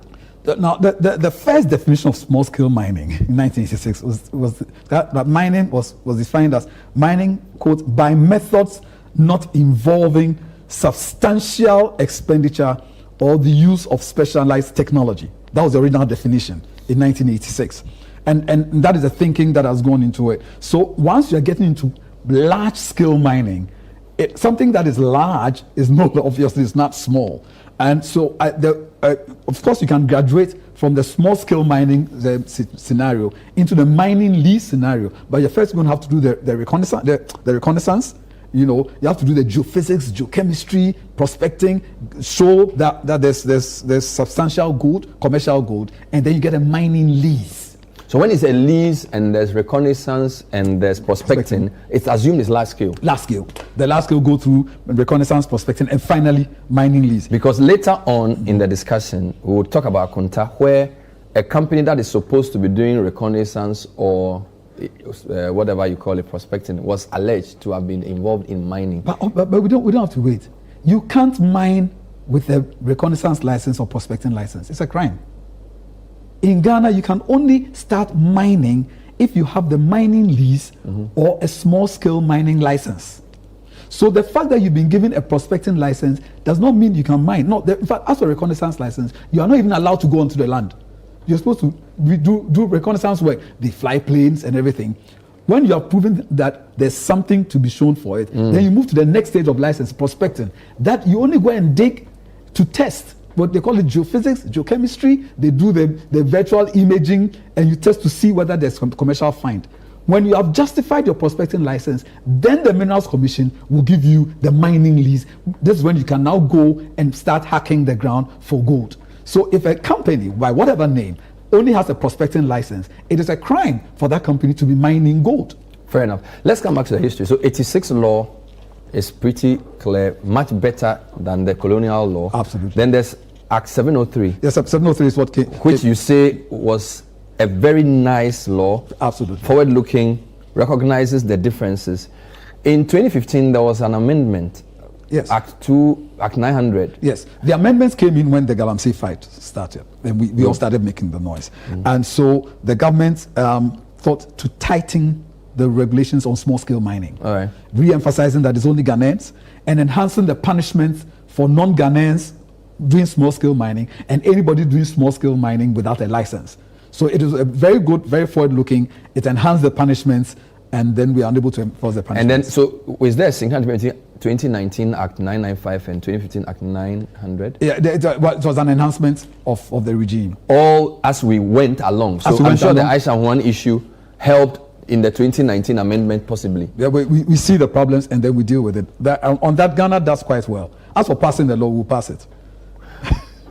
With the enforcement, that's a problem. All right, so let's go back to the problem. So even with Act 703, the DCEs, the assemblies, and the structure is well organized enough that if anybody wants to regulate any scale of mining, they should be able to do it. Absolutely. And when I talk about Act 703, I speak about Act 703 as amended. Of course. I'm not that includes, it. Yes. Act 703, if you look at it now, it is forward-looking. It says that, it has a whole chapter for regulating artisanal mining. First, the minister designates an area, and then through Minerals Commission, grants licenses with necessary conditions. If you mine outside the area, it is an offense. Only Ghanaians of 18 years and above may engage in what we call small-scale mining or even provide related mining services. There's a term for the license, maximum 5-year term. It is renewable. The minister can revoke it for specified reasons. That is why I don't really, I'm telling those calling for the ban to be very careful, because you must give me the reason, my breach, which is leading to the revocation, right? If the license can't even be transferred without the minister's approval, the law demands that Minerals Commission sets up district offices headed by a district officer to register mines, supervise and monitor mining operations, provide advice, training, etc., etc. There's supposed to be a small-scale mining committee, right? Composed by the DCE, the district officer, nominees of the district assembly, traditional council, inspectorate division of the Minerals Commission, and most importantly, the Environmental Protection Agency. And there are rules and regulations like they are to mine to win. They are to win, mine, and produce through effective and efficient methods, observe good mining practices, health and safety rules, pay due regard to the protection of the environment. There's a strict regulation on even the use of explosives and mercury. And the minister is to make further rules to guide these things. Everything that we need on paper to ensure that we can have sensible, forward-looking small-scale mining exists. If the law is well written and clear, and yet the way the mining is done is destructive, it's a question of implementing the law. It's implementing the law, and maybe we should ask ourselves whether the Minerals Commission has the wherewithal to look at all of this. Look, we can send the soldiers to go and stop it. I don't think we have enough soldiers considering the scale of it. You think so? Look, in 2013, the then Lands Minister, Inisa Fuseni, right, said on an interview that by his reckoning there were 2 million people involved in it. This 2013. He kind of waffled between 2 million and 1 million. Good. And that's 2013. 10 years down the line, can we guess how many people are involved in and how widespread it is? Recently, the Ghana Institute of Surveyors told the government that they have the means to show them where every Galamsey operation is. We have to unleash our entire military to go into the forest and sit in the forest to stop. But are they all mining at the same time? That's the point. The point could be they could be involved, but because I don't know if there's enough capital to be allowing for mining concurrently in all those places. The thing about small-scale mining, especially the Galamsey kind, is that they are very footloose. They can move very quickly. Look, we heard it from the sources. By the time the soldiers get there, there's nobody there. I hear the funniest one was the place they call Overseas, which is like a junction between Cote d'Ivoire, Burkina, and Ghana, By the time the Ghana soldiers go there, they've all withdrawn. They're standing across the border looking at the soldiers. It's like we are not from here. How long will you stay? You will go, and they'll return. So it exists. But I think that the Minerals Commission, look, this is a national emergency. What stops the government from saying that we need to produce mining engineers, more mining engineers from Takwa, who know everything about small-scale mining and the rules and regulations? They learn it. It's part of the course, and they will be hired by the Minerals Commission to supervise the mines. Because there are probably more people mining than supervisors available. Good. But we can create it. We can say that because of that, for the next 5 years, we are training 600 mining engineers every year because we think there's work.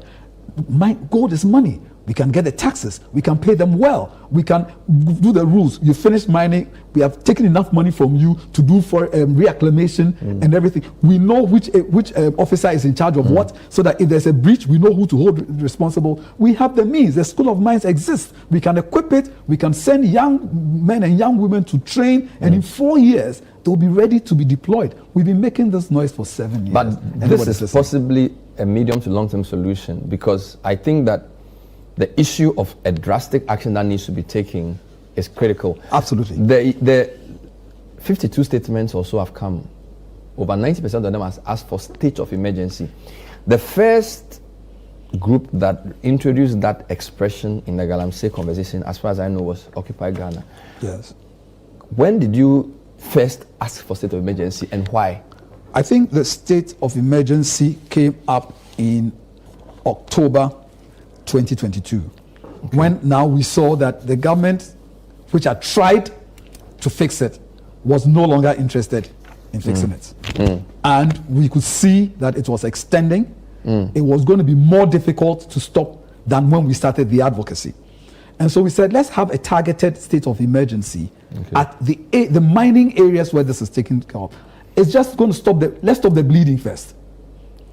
When we have stopped it, let's implement the law.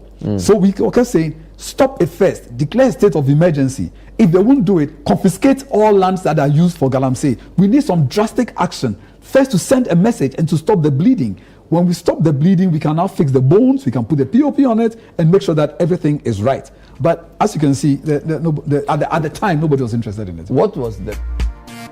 So the Citi Breakfast Show, we're bringing you highlights of my conversation with Sankoma on the Galamsey menace from a legal perspective. We're talking about the state of emergency issue. We'll come back to that after this break. Stay with us. This is the Citi Breakfast Show, the city's biggest conversation. My name is Akrobeto. I like my mind peace. That's why I go get my Bampo insurance from Holland Life. Just yesterday, my Abushapeni asked everybody to pay 1,000 Ghana cedis for a penny funeral. But Masa, Nukureni, and Mosomekora. My Bampo helped me cover cost of funeral and any disability cost by paying 2 Ghana cedis per Busumibia. A simple cry. Yes, with as little as 2 Ghana cedis, you too can have peace of mind about cost of injury and funeral by simply registering with Mibambo Insurance from Holland Life. Just dial *269# on MTN or Telecel and follow the prompts. It's really that simple. Enjoy peace of mind today, knowing your tomorrow is covered. Mibambo Insurance, made for you. What happens when ancient days meet modernity? What happens when a goddess wakes up in an era of digital chaos? Witness the epic battle between the past and the present. Catch the intrigue and suspense in Amwanime's era, a brand new epic telenovela showing Mondays to Fridays on Aquaba Magic, DSTV channel 150 and Go TV channel 102. Available on DSTV Access and Go TV Plus. Dial *759# to stay connected. Since inception, almost 100% of Ashesi University students have found jobs, started businesses, or gone on to graduate school within 6 months of graduation. From Accra to Nairobi, London to New York, Ashesi graduates are noticed and are leading successful careers. If you dream of a rewarding life and career, an Ashesi education prepares you just for that. Learn more about applying to Ashesi at ashesi.edu.gh. Remember, admission is ongoing. Keeping your smile healthy and strong is important to Colgate. That's why this month, Colgate is giving you an opportunity to get a free dental screening. We want to help take care of your oral health beyond just brushing your teeth daily with our products, because we believe our smile is our strength. Our dentists are here for your smile. Please note that the dentists will screen you and provide advice around how to manage your oral health. There will be no procedures or treatments done. Visit Colgate Ghana on our Facebook page to find out more. This advert is FDA approved. This is the Citi Breakfast Show, the city's biggest conversation.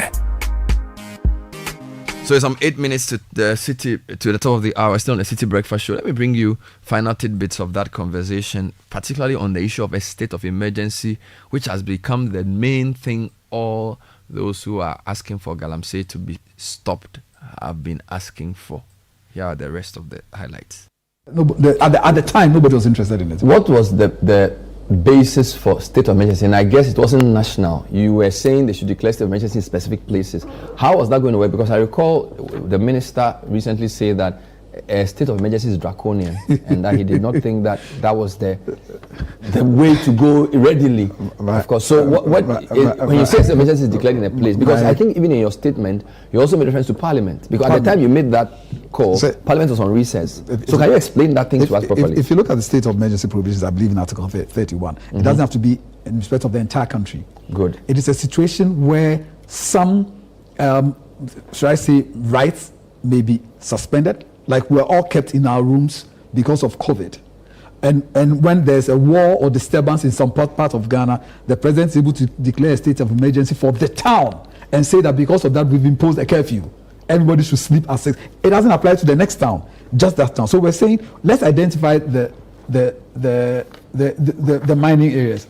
The government in power, you know the mining areas. You claim you lost 5 seats. You know where they are. Impose a state of emergency, targeted. Let's say, look, we want, and to give so let's say a curfew is imposed 8 p.m. to 5 a.m. so that the military have the chance to go in, see where these things are happening. We mark the areas to get a grasp of the situation first. And you see, the thing about state of emergency is that if the president declares it, it must go to Parliament for Parliament to renew. So when they declare some of the state of emergency, like there's a Boku, they got to go back to Parliament. Then Parliament, as guardians, get to check the government, so the government is not misusing the state of emergency. So we said that the president should do that for the mining areas first. Then we go to Parliament. Look, every suggestion has been. We even said, look, there are district chief executives in all of these mining areas. They have DISEC. They're telling us they don't know what is going on. What if the president said that if you're a district chief executive and there's illegal mining in your area, you lose your job? So we've suggested several things. Look, for example, we said freeze or confiscate lands. Currently, if you facilitate a crime, the law allows, will actually charge you with abetment of crime. If somebody's going to kill and I give a car to drive to go kill, you have facilitated the crime. I've facilitated a crime. It's called abetment of crime. So if somebody is going to engage in the offense of Galamsey and I give my land to the person, I've clearly facilitated it. So I said that we could actually arrest the landowners who take money as facilitating the offense. But there's even more. When you look at our laws on organized crime and money laundering, and this is clearly now organized crime levels, right? It says that if there's tainted property, the tainted property can be confiscated. And indeed, under the Minerals and Mining Act, when they arrest the miners, the assets, the movables they are using should be seized, and when they are convicted, it is to be given to the state. So there's already a confiscation regime. Can we just insert 2 words in the law which applies to the land? So that if your land is being used for Galamsey, the government is going to confiscate it. The burden is upon you to show that you did not approve of it, and that when they went onto your land, you made at least 2 reports to the police and the police didn't act. But when people don't want to listen, it doesn't matter what you say. One of the documents I've shared with my viewers has been the December 2023 16-page press statement issued by the Ghana Academy of Arts and Sciences. And they said a couple of things. So they are asking for the revocation of LI 2462. I think they were the first group to do this. They petitioned the speaker in July to actually aid the revocation. What do you make of LI 2462? What's your reflection on how it even came to be? Because our understanding of that, this LI, which basically allows mining in forest reserves, should never have even been passed. Yeah, being a member of the academy, I'm sure you can see my handwriting somewhere along the line. But and also being an officer of the court, I got to be very careful because there's currently legal action by the environmental groups on this. But that's the background, and so the role of the Environmental Protection Agency in mining is that in the course of the licensing, they are supposed to vet the operations to ensure that the operations are in line with it. And so the Minerals Commission is supposed to have control of, even if you're going to go into a forest area, right? We have, for example, said with the Media Coalition that we don't agree with mining in the forest area. The minister's pushback is that, well, if you guys say that, then we can't have any mining at all. But can we do that and still regulate what happens in the forest? Then this LI pops up, right? Now we must understand legislative instruments. Legislative instruments aren't made by Parliament. So what are they called legislative instruments? I'll explain. When a legislation vests a power in a ministerial body or other authority to regulate a sector, that regulatory power is exercised by what is called a legislative instrument, because it's a piece of legislation that vested that power in you. So what happens is that the person with the delegated power then prepares the draft regulations, takes it to Parliament. It goes before the committee. They go back and forth. Then the Constitution says Parliament can't amend it. They can only revoke it. So you take it as is, and it's a supermajority revocation. It's one of the interesting inbuilt separation of powers protections, so that these regulatory authorities can regulate their sectors without an unnecessary overbearing parliamentary lean on. So Parliament itself ought to be very careful when considering allies. When it is donating these powers to make regulations, because it can come back to hurt them. And if they don't summon the power to revoke the draft after 21 days of being laid before Parliament, it becomes a legislative instrument. And so the question we ask is, did Parliament really take its time to go through this? Because this purports to be new rules governing mining in forests. But there are many questions that are being asked as to the real source of the authority to make the legislative instrument, right? And so the Academy was, no, let's revoke this, because we suspect that it is just going to be used as the cover to license all kinds of mining in forests. Because now, basically, the president can decide it, if you look at the other. So let me get this straight. More on this, if you want, go to Citi Tube to watch the full interview I conducted with Esana Rankoma on Galamsey, the legal perspective on the issues. Thanks for listening to today's edition of the Citi Breakfast Show. I had Nathan, I had Caleb, and I had Richard Sky. How I Idris is here with the news at 10. Good morning. Good morning, Bernard. Coming up, Organized Labour defends its decision to begin nationwide strike on October 10, and independent presidential candidate Alan Chemartin pledges to undertake comprehensive review of the free senior high school policy. The details of our stories now. The Deputy Secretary General of the Ghana Federation of Labour, Kenneth Kumsin, has defended Organised Labour's decision to begin a nationwide strike on October 10, stating it complies with legal requirement. The strike follows the government inaction on illegal mining, despite Labour's ultimatum issued in September. Speaking on the Citi Breakfast Show, Kenneth Kumsin explained that the October 10 date provides required notice to employers